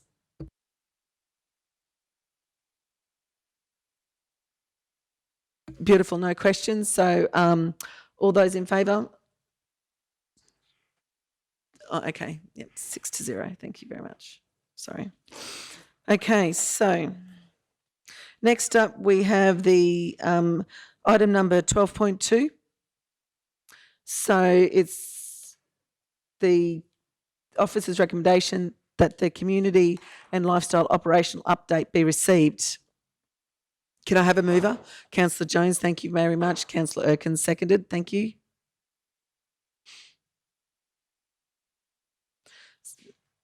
So are there any questions with regards to the update, the community and lifestyle operational update, which is on page 74 of your agendas? Thank you. So if there's no questions with regards to that, that's been moved and seconded by Councillor Jones, seconded by Councillor Erkins, so that the community and lifestyle operational update be received. All those in favour? Unanimous, carried. Thank you very much. Okay, community development, health, youth and senior citizens, the Stronger Communities Program, round 8. So we have it, you have it there, that the officer's recommendation that council that request be made to the Honourable David Littleproud, Federal Member for Maranoa, to consider an application from South Burnett Regional Council for a replacement rainwater tank at Maidenwell Hall and replacement chairs at the Nanango Cultural Centre. A request be made to the Honourable Colin Boyce, Federal Member for Flynn, to consider an application for South Burnett Regional Council to install a replacement shade cloth at Geelong Hall over the play area, and a request be made to the Honourable Lou O'Brien, Federal Member for Wide Bay, to consider an application from the South Burnett Regional Council construct a half basketball court near the Mergen Skate Park. And Council commits 50% of co-contribution as part of the 23-24 Capital Works Program for parks and facilities. Can I have a mover? Councillor Shoemaker, seconder Councillor Duff. Councillor Shoemaker, did you want to speak to Councillor Duff? Thank you. I just wanted to see if there was an appetite in the chamber just on that to change the Geelong Hall one. I'm not taking anything away from Geelong, but I did speak to Manager Leanne about changing that to the Proston Lookout, because we met with them yesterday and with the heritage representatives, and they're concerned about and there's a whole issue around putting the signs up and then not doing the bollards and making the areas safe. And we, at the committee meeting, we put it through that we would support putting the signs up, but now there's an issue around the safety aspects. And it's just timely because they've got their centenary and they would like to have that lookout completed. I'm just wondering if we could change that to the actual Proston Lookout funding rather than the Geelong shade sale, because Leanne said that that's not something that's absolutely urgent. So I just I'm happy for you to comment. Yeah, again, thank you through Councillor, you, Madam Chair. We'll agree to disagree, Councillor Duff, with that Geelong shade sale. Fairly important to the kids there. Very important to the kids there. We want to protect them from the sun. That's been on the conversation piece for quite some period of time. And as far as the tank is concerned there, so no, I'm going to vehemently suggest that we support the shade sale and the tank at Geelong. Completely appreciate the Proston Lookout, but the conversation with the mothers I've had there in Geelong in relation to that shade sale is a priority. So, I am fully supportive of certainly number 2 being in there with the shade cloth at Geelong Hall over the play area. So, happy to have further conversation with that. So through you, Madam Chair, I was just wondering, because it's only a small amount that you're asking for the shade sale, and I think you can apply for up to 50,000. Is it possible to put the 2 projects in? It's just that there's no money to do any work to even make that lookout area safe, even just to put the bollards there. So I'm just wondering if there's an opportunity to put 2 projects up in the Colin Boyce's area. Because I don't want to take away from Geelong either. It was just, I just saw it, just the frustration yesterday about not having any funding just to make that area safe. That was all. Councillor Henshaw. Yeah, thank you, Madam Chair. Take away from Geelong is exactly what you're trying to do, Councillor Duff. That shade cloth there, no, and Geelong doesn't get a lot, and we get bashed from pillar to post on all our small villages. And you've heard me say in this chamber about the villages and what I've asked for, and that horrible word "I," or what we are trying to do for our villages and small communities. And that's a small thing, and for the benefit of the kids and the parents out there in Geelong, and that shade sale is, in my personal opinion, a priority. They've been asking and talking about for some time. So, yeah, I will not support taking that out of there, dot point 2. Okay, thank you very much. Councillor Shoemaker? Yes, thank you. I was having a conversation with Councillor Duff prior to starting this meeting, and I suggested it might be an opportunity to see this Proston Lookout actually, I guess, completed as a project. I see we can apply for up to $20,000 per funding of up to $20,000 for capital projects through the Stronger Communities program to each federal member. Being that the Geelong Hall project is a $9,560 project and we're asking for a 50% contribution of $4,780, I'm wondering in terms of that Proston Lookout, if we added that in for an additional project to Colin Boyce. I guess I was hoping Manager Leanne might be able to provide, I'm not sure how much funding we would actually need. Councillor Duff, I know I haven't been involved in the conversation. I know Councillor Jones, you might have had some conversations. So I'm not sure, I guess just trying to take advantage of the grant opportunity. Thank you. It's a staged project, and even just to do the bollards would be a help. So that's why. That would be a start. That would at least make that area safe. That was the biggest concern, was just to put the bollards across where the signs are going. So could we make it? Could I move an amendment to the officer's recommendation that we add Proston Lookout and $10,000 towards their towards the project? Okay, so that's amendment adding, no, you're right, adding the Proston Lookout to the Geelong Hall. Can I just throw over, sorry to put you on the spot, GM Meehan, but I know we discussed the Proston Lookout at one of our meetings recently, and I thought that was going to be done through your, like, putting the signs, posts up and things like that. So I'm just wondering whether the $10,000 would be enough to even do the bollards and things like that. Through you, Madam Chair, I understand there was a meeting yesterday, so I might just give it to Councillor Duff if that's okay, because I wasn't at that meeting, but the infrastructure and park staff were. Yes. So that's exactly right. So there was that. To do the whole project, it's going to be a design for the road entrances and all sorts of things, which is going to be a significant budget implication. But the main concern was just, like I say, the bollards, to make that, where they're going to put the signs up, just to make that area safe, just to do some levelling and put the bollards. So that would be, if there was any funding at all, because Manager Leanne was just saying, well, we haven't got any funding to do any of that. So, and then I know that she had a discussion with Michael Wall to see if they could do something, even just as a temporary basis, just to put maybe rocks and logs. So, you know, even any sort of contribution would help towards making that area safe for that centenary, and so that they could put the signs up.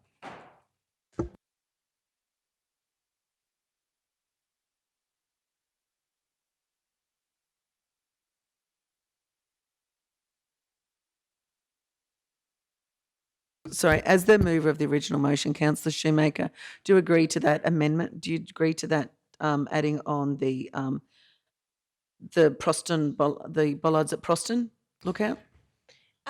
Yes, I think it should be included in the motion. It's something then the staff can go back and explore following the conversations that were had yesterday. You know, if there is an opportunity to seek up to $20,000 for the Honourable Colin Boyce's electorate of Flynn, I certainly know that both those projects, certainly the Geelong Hall is a very important asset to the Geelong community, as is the Proston Lookout to the Proston community. So happy for those conversations to progress. Recognise that we probably can't complete the financial and resource implications because we don't fully understand that. But if there's an opportunity to leverage some funding from our federal members to see these projects achieved, I don't think that's a bad thing. And I think we should always be looking for funding when there's opportunities to attract it into our region. So thank you. Thank you very much. And I probably don't need to, but I will double check. Councillor Duff, you're all right, seeing as you changed that? I just wonder whether it changed the, because it might be a bit of earthworks and whether they want to put actually bollards or whether they want to put, you know, logs and rocks, whether it can be just to make the signage area safe or something like that rather than be specific. Okay, I might, so, Jeremy, and that wording, sorry. Thank you. I would just go and a project at the Proston Lookout and then we can get it, yeah. Because I'm not sure I want to put safe in the resolution. Yeah. Councillor Erkins, sorry. Thank you. Through you, Madam Chair. I just reading the eligibility considerations, it says that there's a maximum of 20 projects to be funded in each electorate. And so I'm just wondering, so we've had 4, and that makes it 5. I'm just wondering if 5, you know, whether 1 will be dropped out. Anyway, I'm just wondering why we put 4. I'm presuming the 20 projects are spread around a fair area. Yeah, per federal member. So he would have a fairly big area. So, you know, I'm just a little concerned that we don't really want, I wouldn't like to see the shade sales dropped in favour of something else. So I just don't know whether there could be some more creative. Yeah, but there's a maximum of 20 projects across the electorate. Well, he would have a pretty big electorate. So we're asking for 5 projects. I don't think that's much different to what we're asking with David, the Honourable David Littleproud. We're already asking for 2 projects through him as well. Okay. So this is just another. This is just 2 projects through Colin Boyce now too. Okay. Are there any other? Did you have anything more to say, Councillor Erkins? No. Sorry. Thank you. Are there any other questions or comments with regards to this? So, Councillor Henson. Just one through you, Madam Chair. It says there, be used in the MP's electorate if it includes portable equipment. Some of these things we've discussed aren't portable. Eligibility considerations. One of them is be used in the MP's electorate if it includes portable equipment. That's only a consideration. That's only I believe that's only a consideration that they may take into account. I don't know, but yep.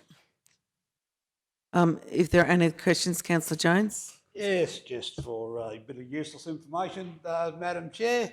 What happens if we put this in and we get a part of $20,000 that we're applying? How do we prioritise which event is going to get done on that particular issue there on dot point? You've got two things in there totaling 19,000 or thereabouts. What happens if we don't get all the money and we have enough to do one? What do we do about prioritising? They choose. So, Just saying, just if you put in 2 and you only get part. I do believe that's chosen by the federal member at that time when they do. So if they're down to 2 and it's 2 of ours, then they will choose which one. So I do believe it's down to them, not to anyone else. Councillor Duff. So I actually have sat on the chair on the panel, and I'm probably will be asked again. I always sit on this wide bay panel, and it's just recommendations from. There's about 3 or 4 people on the panel, and we just look at the whole list, and if they tick the boxes, we try and get everybody's in. You know, we try really hard to get as many. It's pretty much like our grants and donations. We try to get everybody some money. It's not like we're very careful not to wipe people out. So I don't think it's an issue. Yeah, but I mean, the fact that we've got 2 projects and I'm on the panel, it helps. Will help us. Sure, I have to just say that, I'm going to be pushing for our 2 projects. Yeah, and I've had a lot of success, so it's not. I don't think it's an issue. Watch this space. Thank you, Councillor Duff. Any other questions and comments? So we will move this. So it's with the change in that to add the Proston Lookout. So the committee recommends to council. We've got the David Littleproud for the rainwater tank at Maidenwell Hall and the chairs at Anango. Honourable Colin Boyce for the shade cloth at Jurong and the project at Proston Lookout, and Lou O'Brien for the half basketball court near the Mergen Skate Park, and council commits 50% contribution as part of the 23-24 Capital Works program to facilities and parks. All those in favour? Unanimous. Thank you very much. It's carried. Beautiful. So I've had someone knocking at their watch to me today. So I'm gathering that they're actually under the impression that they would like to go for lunch. So I might call to council. So do we adjourn the meeting for lunch? Councillor Henson, seconded Councillor Erkins. All those in favour? Right, lunch it is. Thank you very much. Unanimous. So I'm thinking we've got a little bit left. What do you think? What's the time? 1 o'clock? Back here by 1?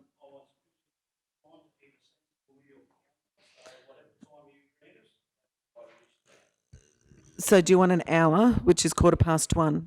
Just 1:15 then. Okay, back here by 1:15. Thank you very much for joining us again, everybody. We're going to, I'll move that the meeting is resumed at 1:17. Can I have a seconder? Councillor Henson, thank you very much. All those in favour? Thank you. Unanimous, thank you. Carried. Okay, we move straight into item number 14. 14.1 is the Tourism and Vics Sport and Rec and Commercial Enterprise Portfolio Report. And I'd like to call on Councillor Erkins to provide her report. Thank you very much. It's on page 109.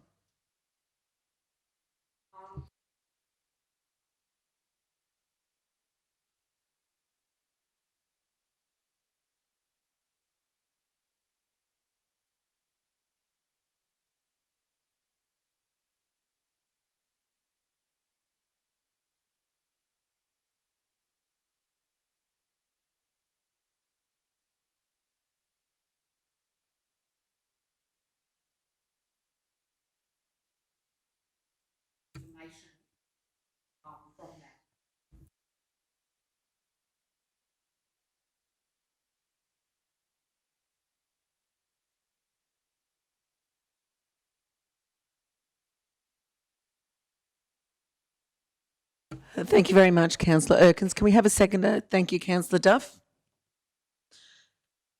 Okay, so any questions for Councillor Erkins? Have you all read? Yes, Councillor Jones. Yes, through you, Chair. Just a query, and Councillor Erkins, I'll give Councillor Erkins the opportunity to answer this or ask or find out.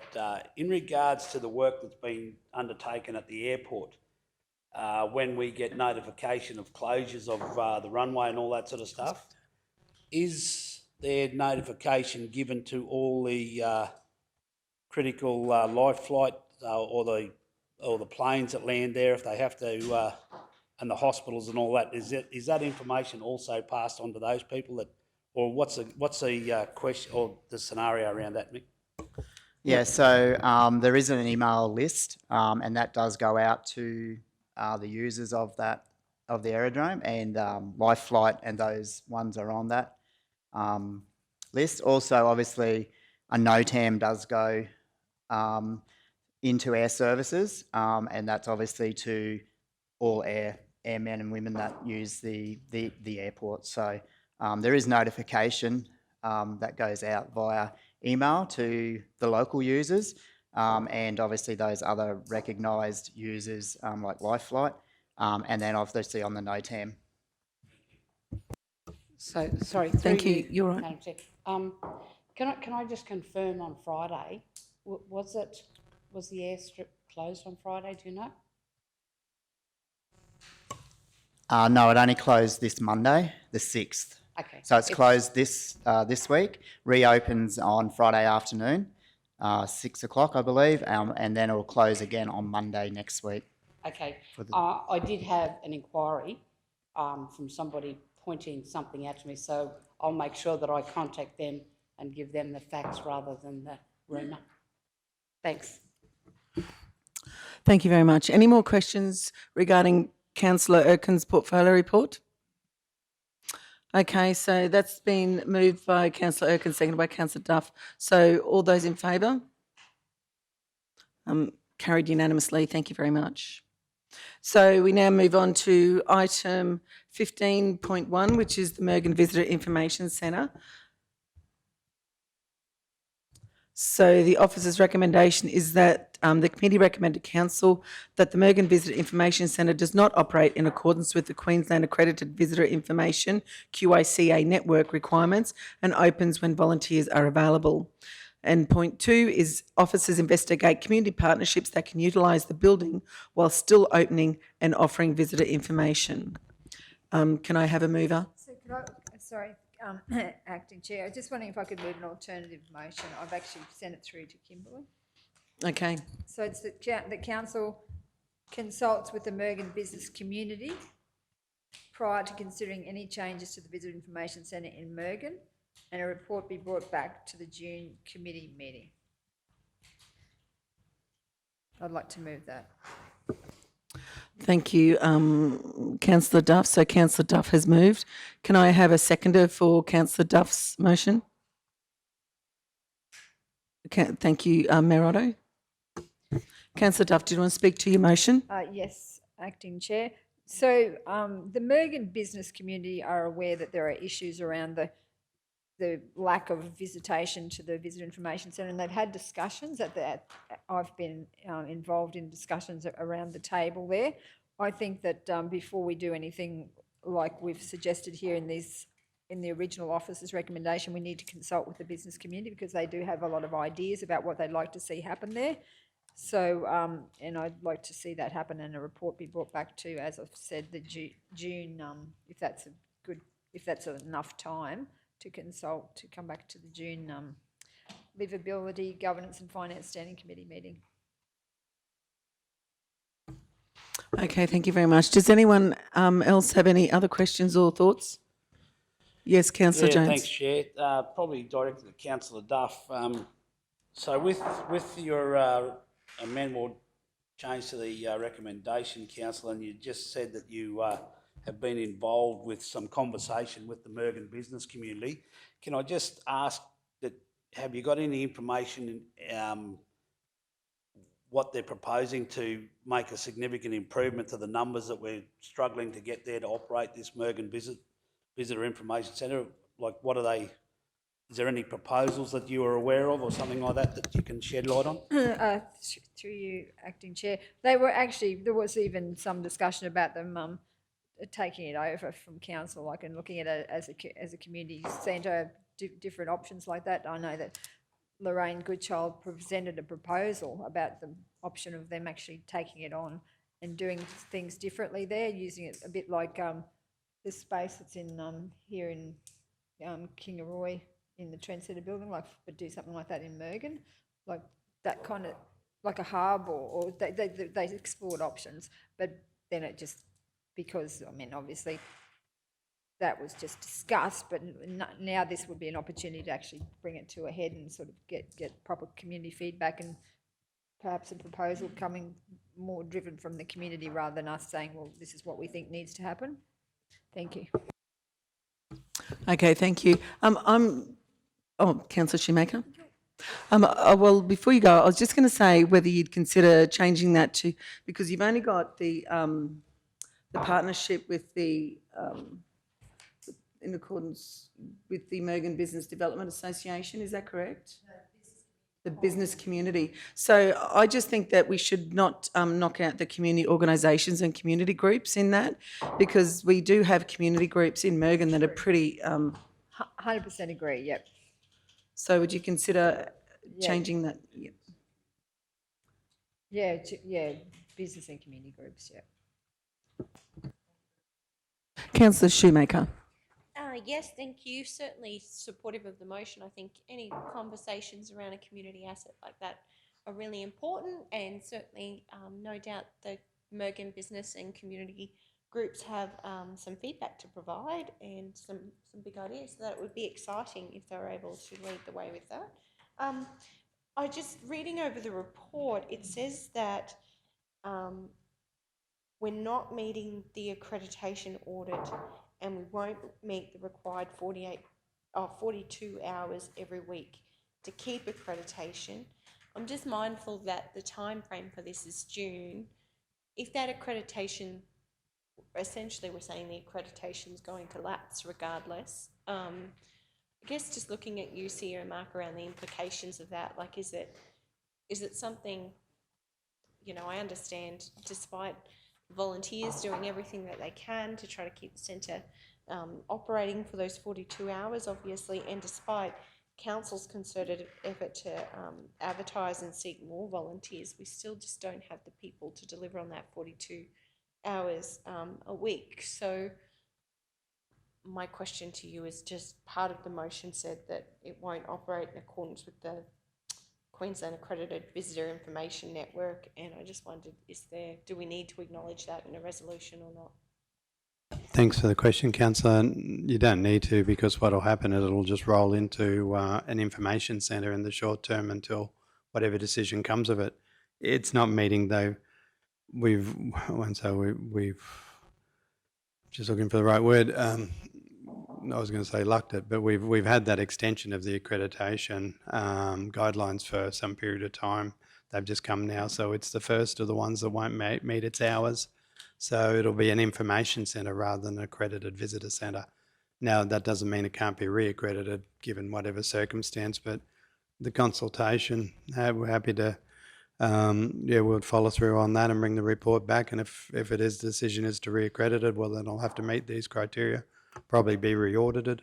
If not, in the short term, it'll just drop back to an information centre. Yeah, and I just wanted to confirm the original motion here spoke to officers investigating community partnerships that can utilise the building while still opening and offering the visitor information. Just want to make sure the motion that we're moving sort of still speaks to that.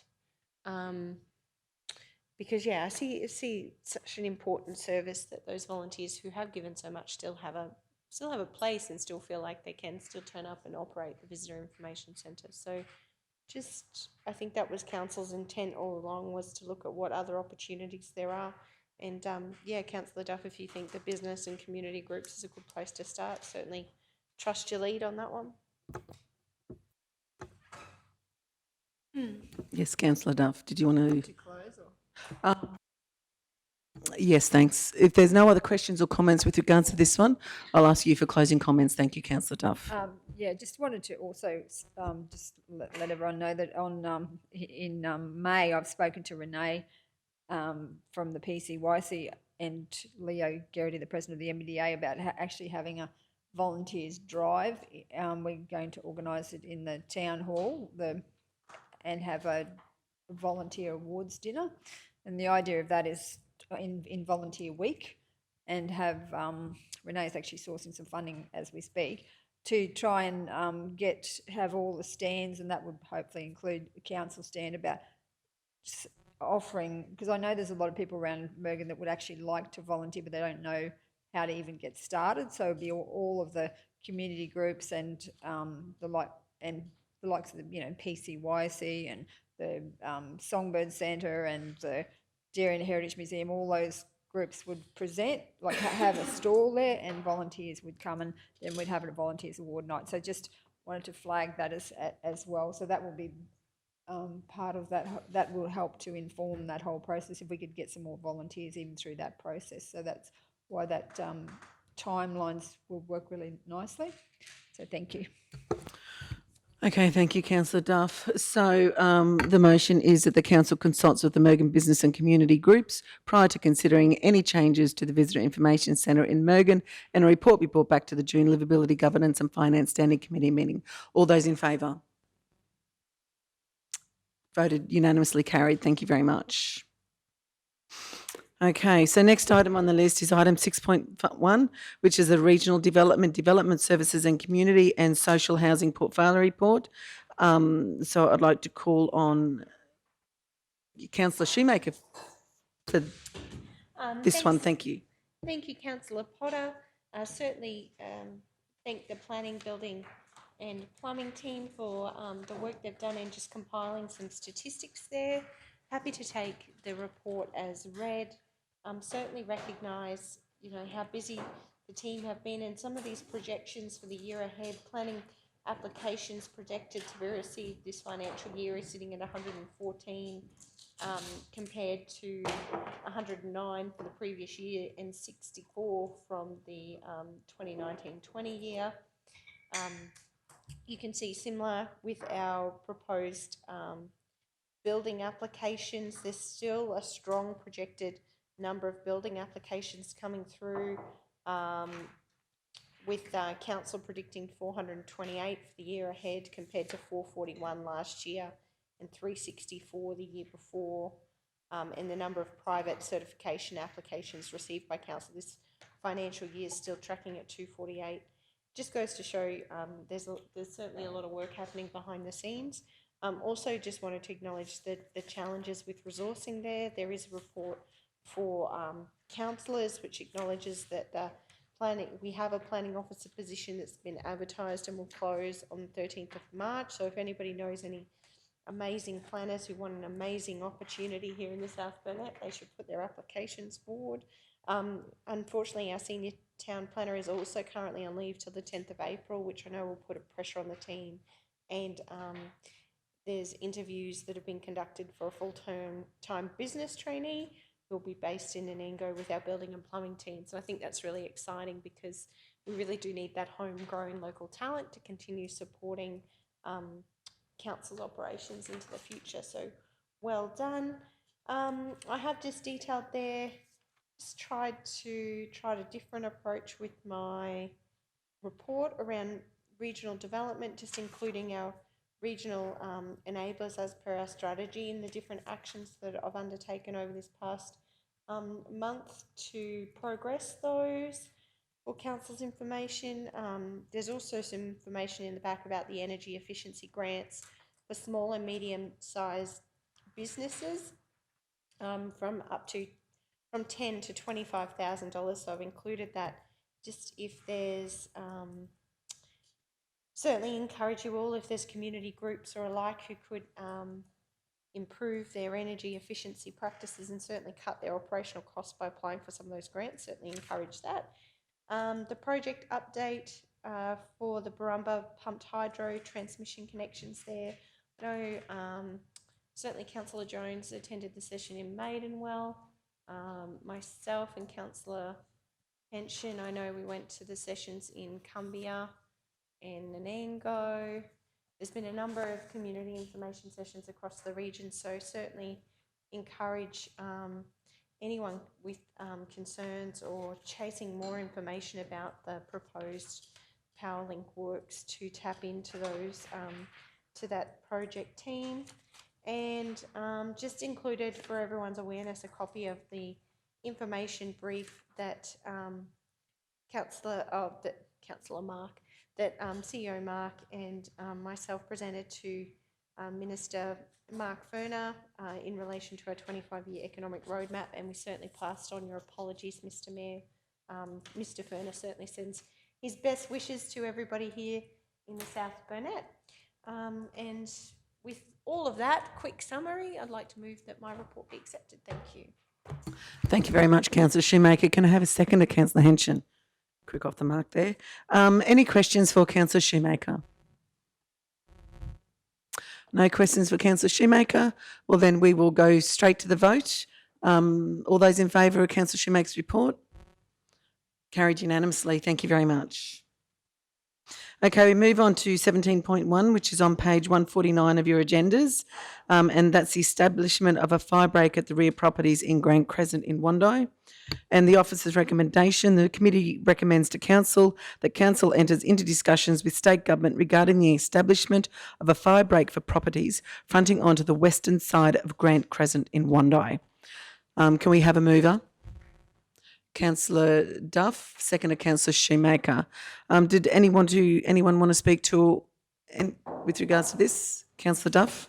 Thank you, Acting Chair. Yes, I was approached by some residents about this issue, and I know that General Manager Mead has had a look, and on one side they've got a beautiful fire break, and on that other side there's big trees that could fall on the houses, and they are seeking to have the same fire break on the one side, on both sides of their properties. There's quite a lot of residents concerned, and I might hand over to General Manager Meehan to further elaborate on the issue. Thank you. Yep.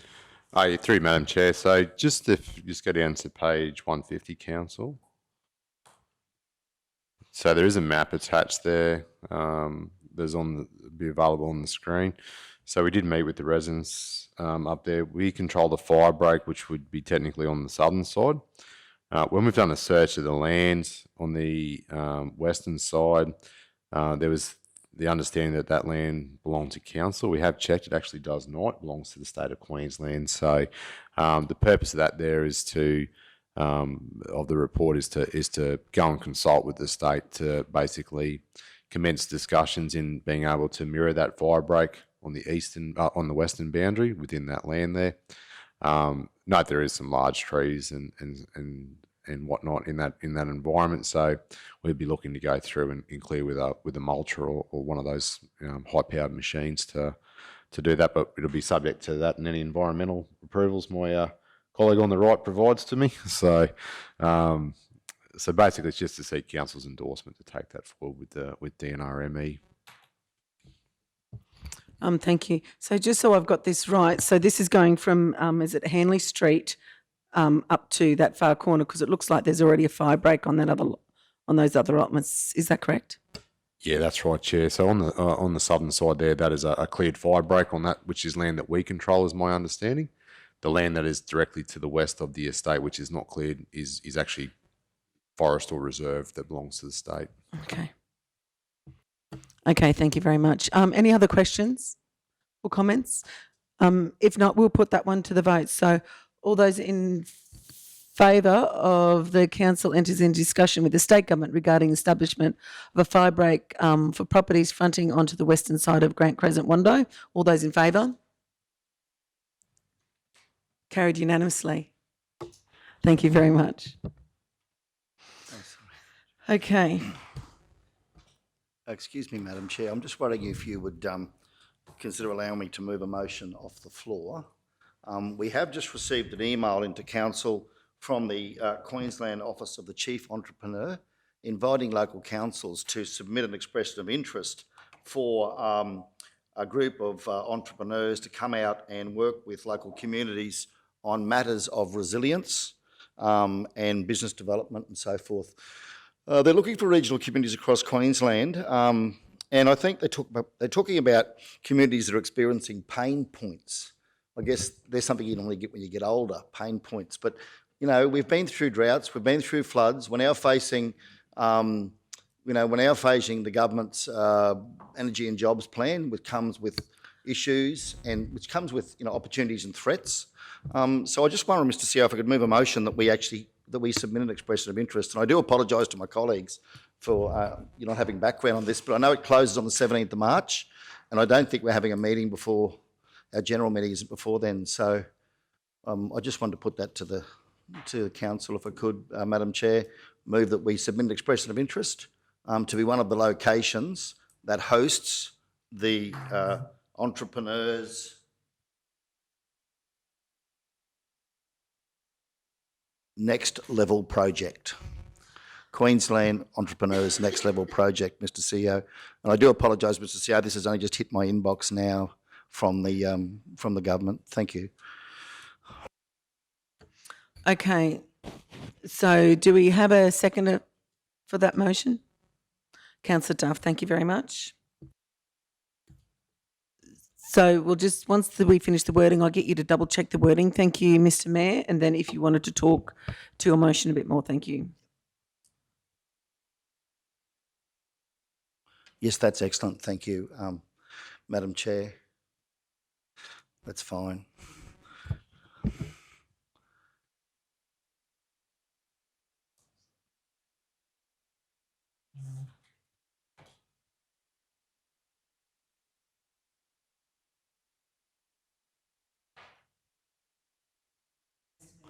Yes, thanks, Madam Chair. And again, my apologies to my colleagues.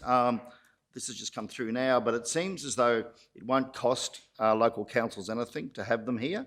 It's government funded and it brings 4 project leaders with up to 15 business entrepreneur minds who come into the region and work with council and the business sector on opportunities for the development of the local economy in response to some issues around resilience and impact of, I suppose, things that have obviously causing issues in our economy. So it shouldn't be any cost to us. We'll bring people in, they'll be here for 3 or 4 days, they'll stay in the local community, spend money in the local community, engage with local groups.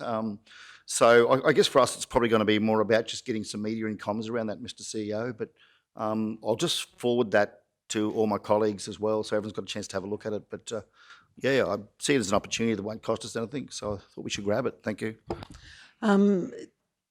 So we've got a mover and a second. Did anyone else want to speak to this motion or against? Rightio, so we've got the motion before us. As Mayor said, that the council submit an expression of interest to be one of the locations to host the Queensland Entrepreneurs Next Level project by the 17th of March 2023. All those in favour? Unanimous. Thank you very much. Motion is carried. Okay, so we're moving on to item number 18.1.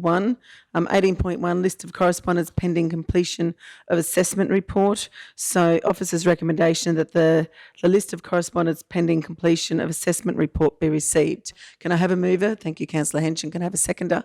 Thank you, Councillor Duff. Anyone want to speak to or for? Any questions? Councillor Shoemaker. Yeah, thank you for the report. Certainly interesting to see so many different pieces of correspondence certainly coming through. My question was just in relation to some of the timeframes around these. In terms of, this is the list of correspondence pending assessment to be received. So is this, am I right in my understanding that this is the list of current projects in the queue for assessment and that they'll be assessed within the statutory timeframes or as best to the statutory timeframes? Have I got that correct? Yeah, through you, Madam Chair. Yeah, that's correct, Councillor. Yep. No, thank you. Thank you very much. Any other questions or comments? Okay, so we might take this one to the vote then. So we've got the list of correspondence pending completion of assessment report be received. Moved by Councillor Henson, second by Councillor Duff. That's right. And so all those in favour? Carried unanimously. Thank you very much. So we now move on to the item 18.2, which is on page 153 of your agenda, which is the delegated authority reports, dated from the 1st of February 2023 to the 28th of February 2023. And the officer's recommendation is that the delegated authority report be received. So can we have a mover?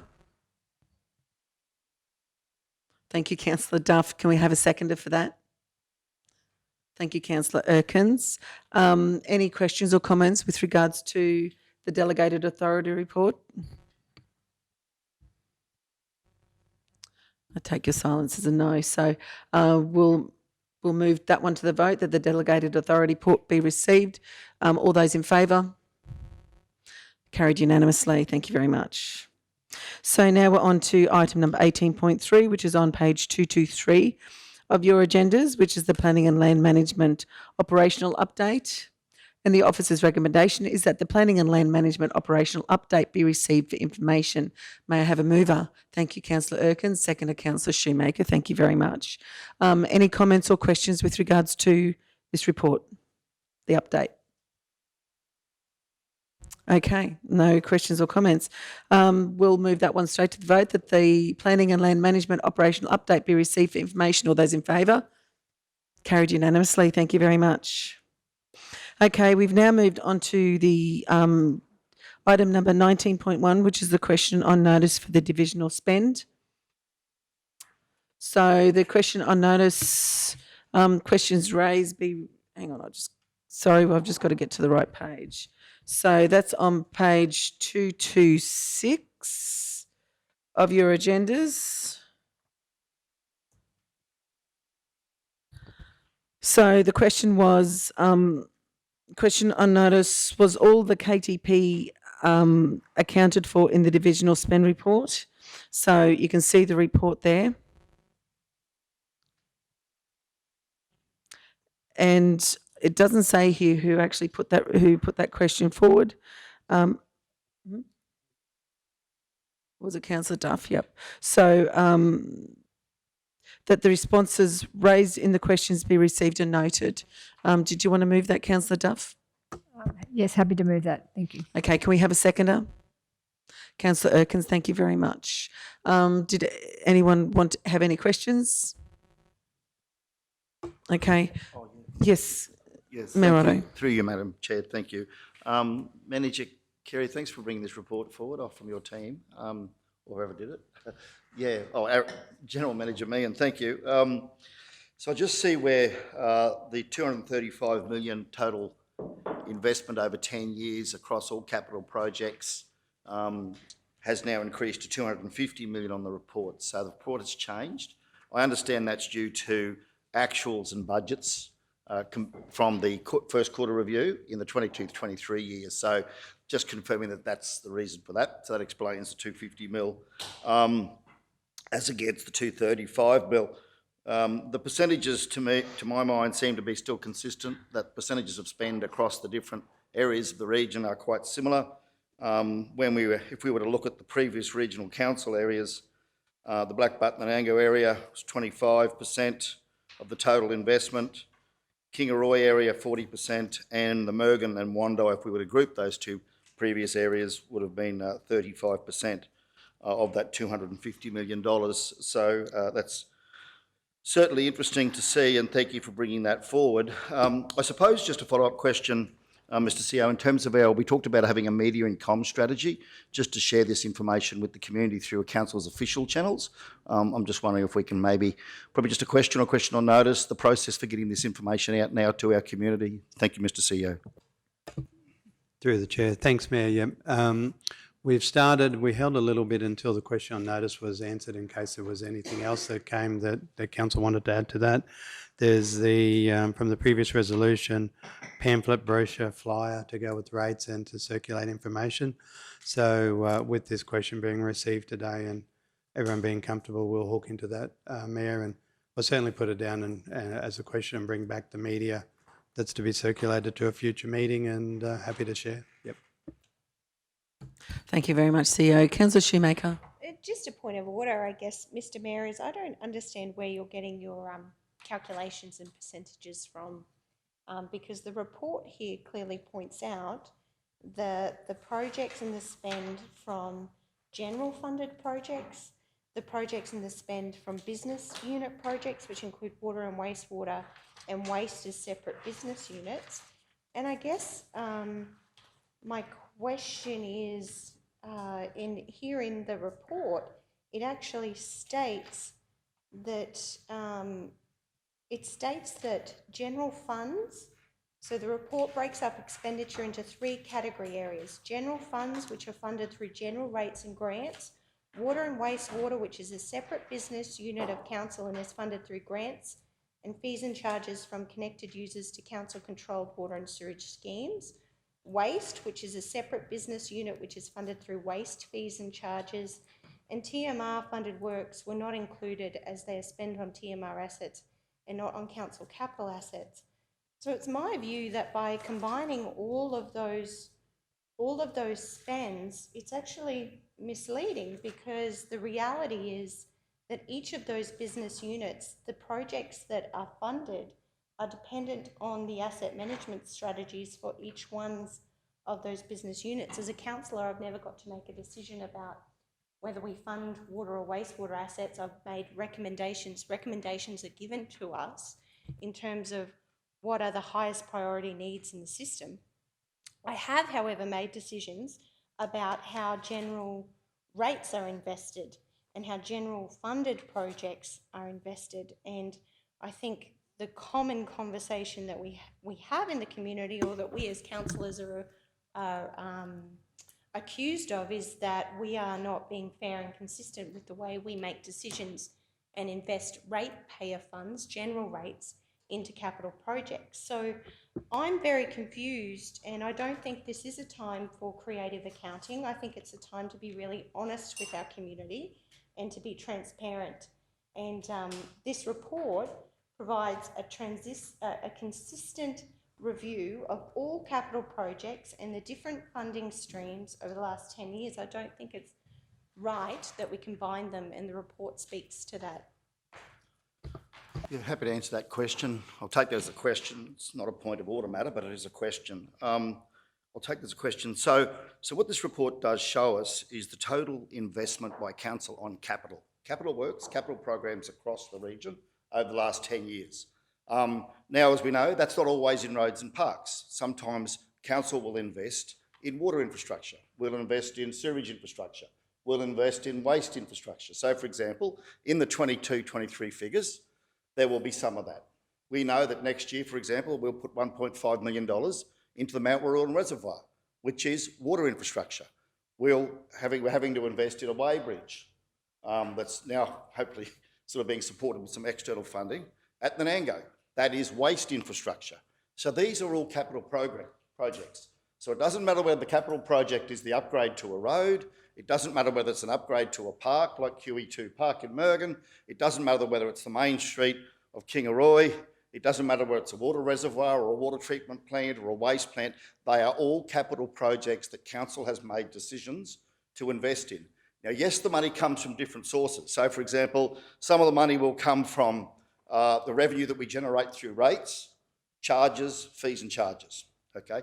Some of the money will come from external sources, be it Works for Queensland, be it LRCI, be it Roads to Recovery, or whatever it might be.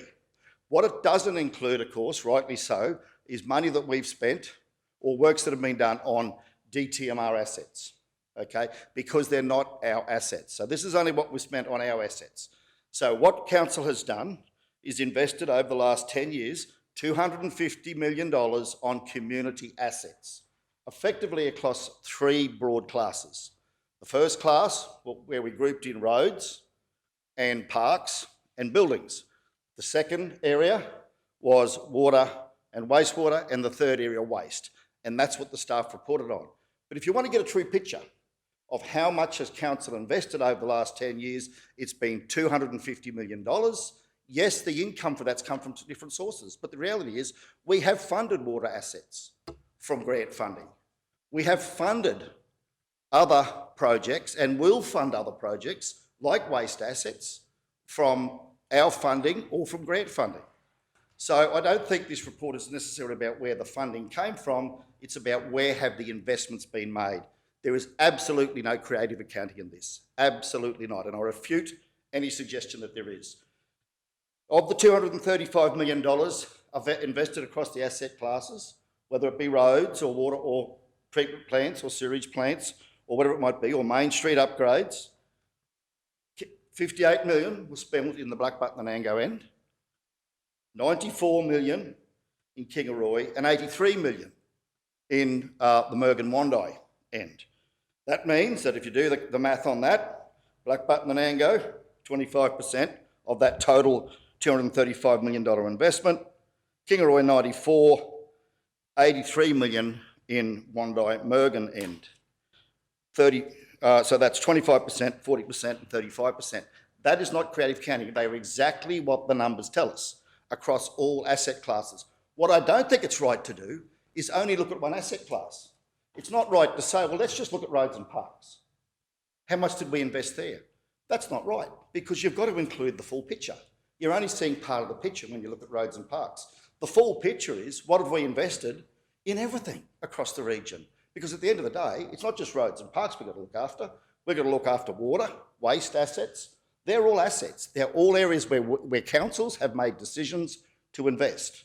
So I've been accused of creative accounting. Let me tell you, and I'd stand to be corrected by any of the officers here today, including the accountants, this is not creative accounting. Now, that 235, now that we've updated the figures after the first quarter review, and rightly so, thank you to staff for doing that, has gone to 250 million. Now, of that 250 million, Kingaroy spend is about 100, just under 100 million of that, okay? So that's still 40%. Blackbutt and Anango still coming at around the 25, and the Wandai Mergen end around the 35. So when you look at those broad historical shire groupings, pre-amalgamation groupings, what you can see is that Blackbutt and Anango trending at about 25% for 10 years consistently, Kingaroy 40%, and Mergen Wandai end 35% across those two old shires. That is absolutely accurate. I rest my reputation on it. Those numbers are spot on.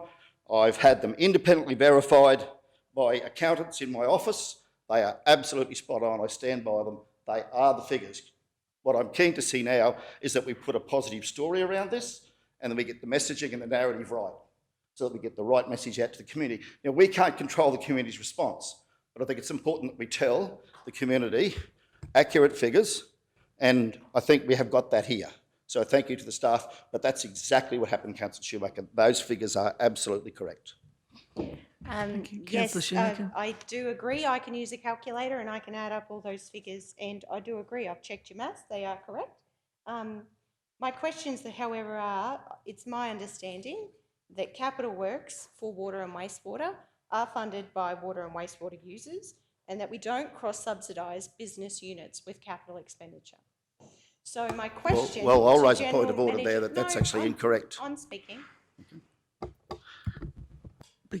My question to General Manager Meehan, who provided this report, if this is true, if we combine all of the data, then why was this reported? Why did we receive this report in 3 different business classes? Do I need to take the fifth on this one? With Thank you. to answer your question, councillor. So we were asked to report on the separate business units. And I believe it was by revenue stream or by different accounts. So it's probably per my explanation there, which has been raised. You're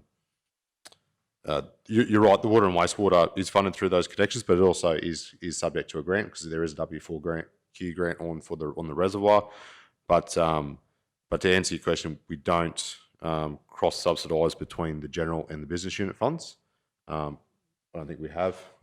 It's only if there's a revenue source that might be open to, which I think we've had the W4Q previously for water and wastewater. And how is capital invested in water, wastewater and waste assets? How do we determine our future programs? Yeah, so through you, Madam Chair, so we currently have the 10-year program, which is out to 20 years, which council's aware for water and wastewater for long term.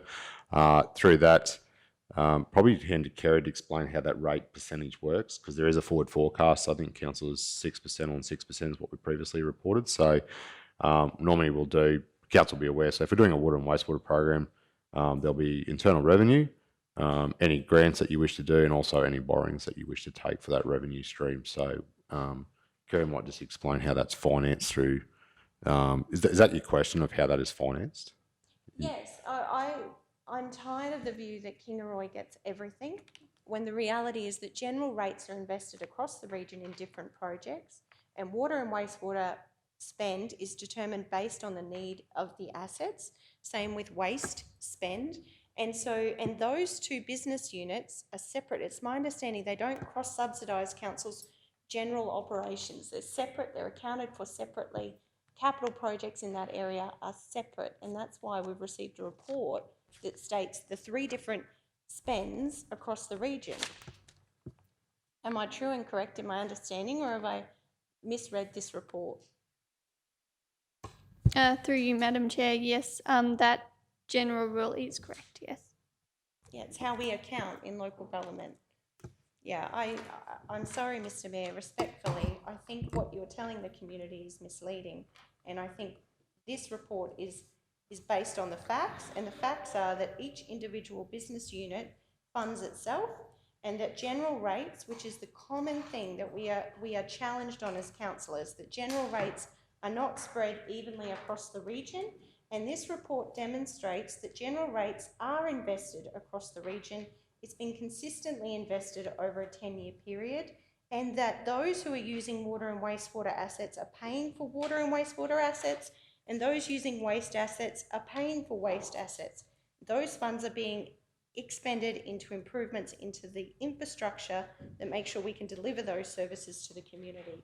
So I don't believe it is fair and consistent to muddy the water by adding all of the business units together. Okay, if I could respond to... Yes, Mr. Mayor. Yeah, thank you. You're completely false. You've read these figures completely wrongly, councillor. This is the total spend. I have not misled the community.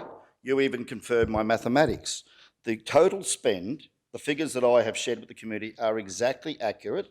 What the community makes of them is up to them. I have not put any views, opinions or assertions on those. All I have done is shared the facts. Now, I live in Kingaroy. Why would I want to be bashed up, to have Kingaroy people bashed up about this? Why would I want to do that? It's absolutely, I don't. And my figures are not misleading. And I'm sorry, but manager, the truth is that we do fund infrastructure for water and waste from external funds. It is not all generated from revenue inside the business units. That is the truth. I can bring a report back to the next meeting, if you like, showing where council has used over the last 10 years external funding to invest in capital projects. We are doing it right now with 1.5 million for the water reservoir. We're doing it right now with, are we not funding the waste facility in the Nango? Okay, so, I mean, they're just some examples. I'm sure if we go back over the last 10 years and do an analysis as to where the funding came from for all the reservoirs, the water treatment plants and everything across the region, I think you find, councillor, that your assumption is incorrect. It has come from grant funding. It hasn't come from all inside the business units. And I think what the community know is how much have we invested across... I don't think it's fair to split roads off from water treatment plants or anything else. Let's just keep the question simple. How much has council invested over the last 10 years and where have you invested it? And my figures are spot on. 25% there, 40% here and 35% over there of the total $250 million. That is accurate and I stand by it. They are not misleading. They are not creative counting. These are accurate figures. What people make of them is up to them. Thank you, Madam Chair. Thank you. Councillor Duff. Thank you, Madam Chair. Yeah, I just wanted to put my 2 bobs worth in here because I don't know what the purpose of the report was in any case, because I thought it was divisive and I think it still is leading down that path, because I remember when we had the Kingaroy wastewater treatment plant was $26 million, and every Mergen, Nanango, Wandai, Proston, all of the user groups of the water had to fund that. And we were so concerned about how we were able to meet that, like to put the water charges up. And that was, all of the towns were involved because it's a water, because water is combined across every user. It's not just Kingaroy pays for Kingaroy, it's every user of water pays. And so we ended up getting a grant from the state government through Jeff Senior at the time to take the pressure off. So we got $10 million towards that Kingaroy wastewater treatment plant. So that's an example of where it doesn't matter whether it's Kingaroy or Mergen or where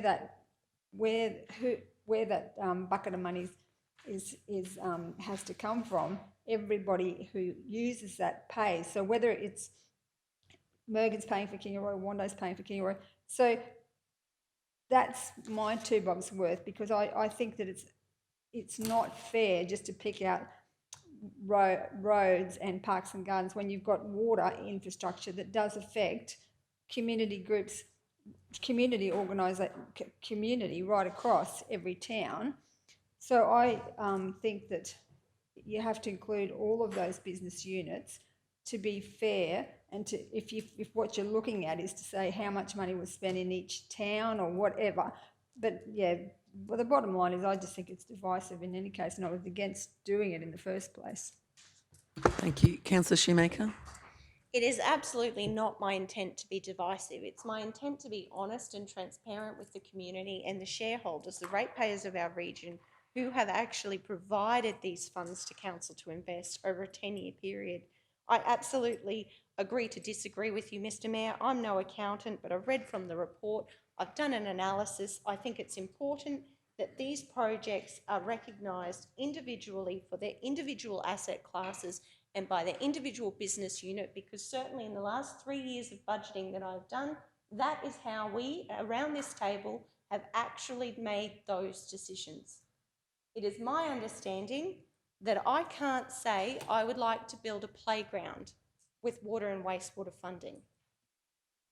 The only assets that we can agree to build with water and wastewater funding that's funded by the access charges of the people who use those services are water and wastewater infrastructure spends that are determined by their long-term capital need, and that is determined by the asset itself.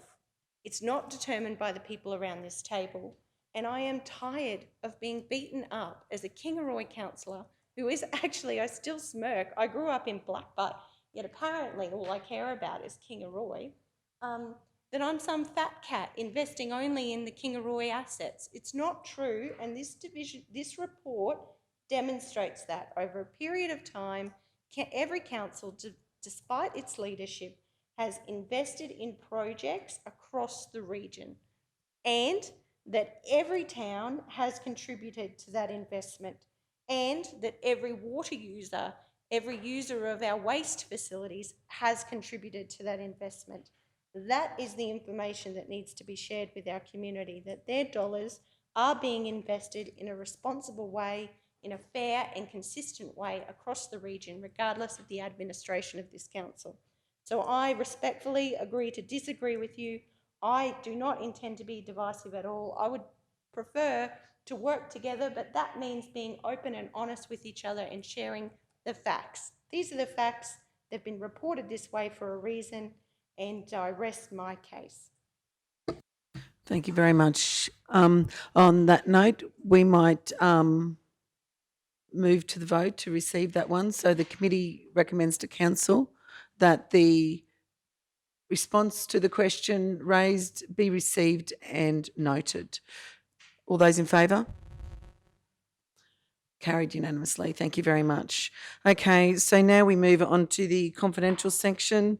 So the council considers the confidential report, the officer's recommendation that council considers the confidential report listed below in a meeting closed to the public in accordance with section 254J of the Local Government Regulation 20.1 Financial Hardship Application Assessment Number 20606-00000-000. This matter is considered to be confidential under section 254J-D of the Local Government Regulation, and the council is satisfied that discussion of this matter in an open meeting would on balance be contrary to public interest as it deals with rating concessions. All those in favour? Oh, sorry. Can we have a mover for that? Sorry, I'm going straight to the vote. Thank you, Councillor Erkins, seconded by Councillor Shoemaker. All those in favour, we'll try this again. Thank you very much. Unanimous. Thank you very much. Right.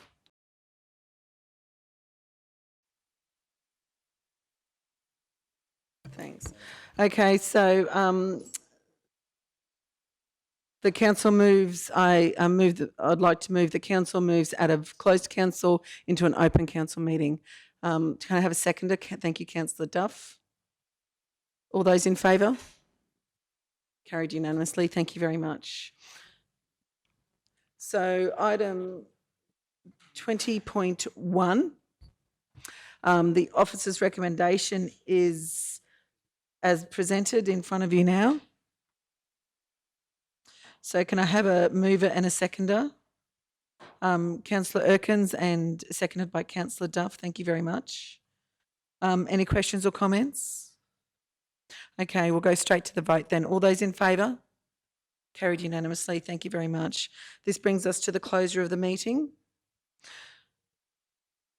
Do we have to vote on that one? No, we don't have to vote on that one. So, the meeting is closed at 2:13 p.m. And have a great afternoon, everyone.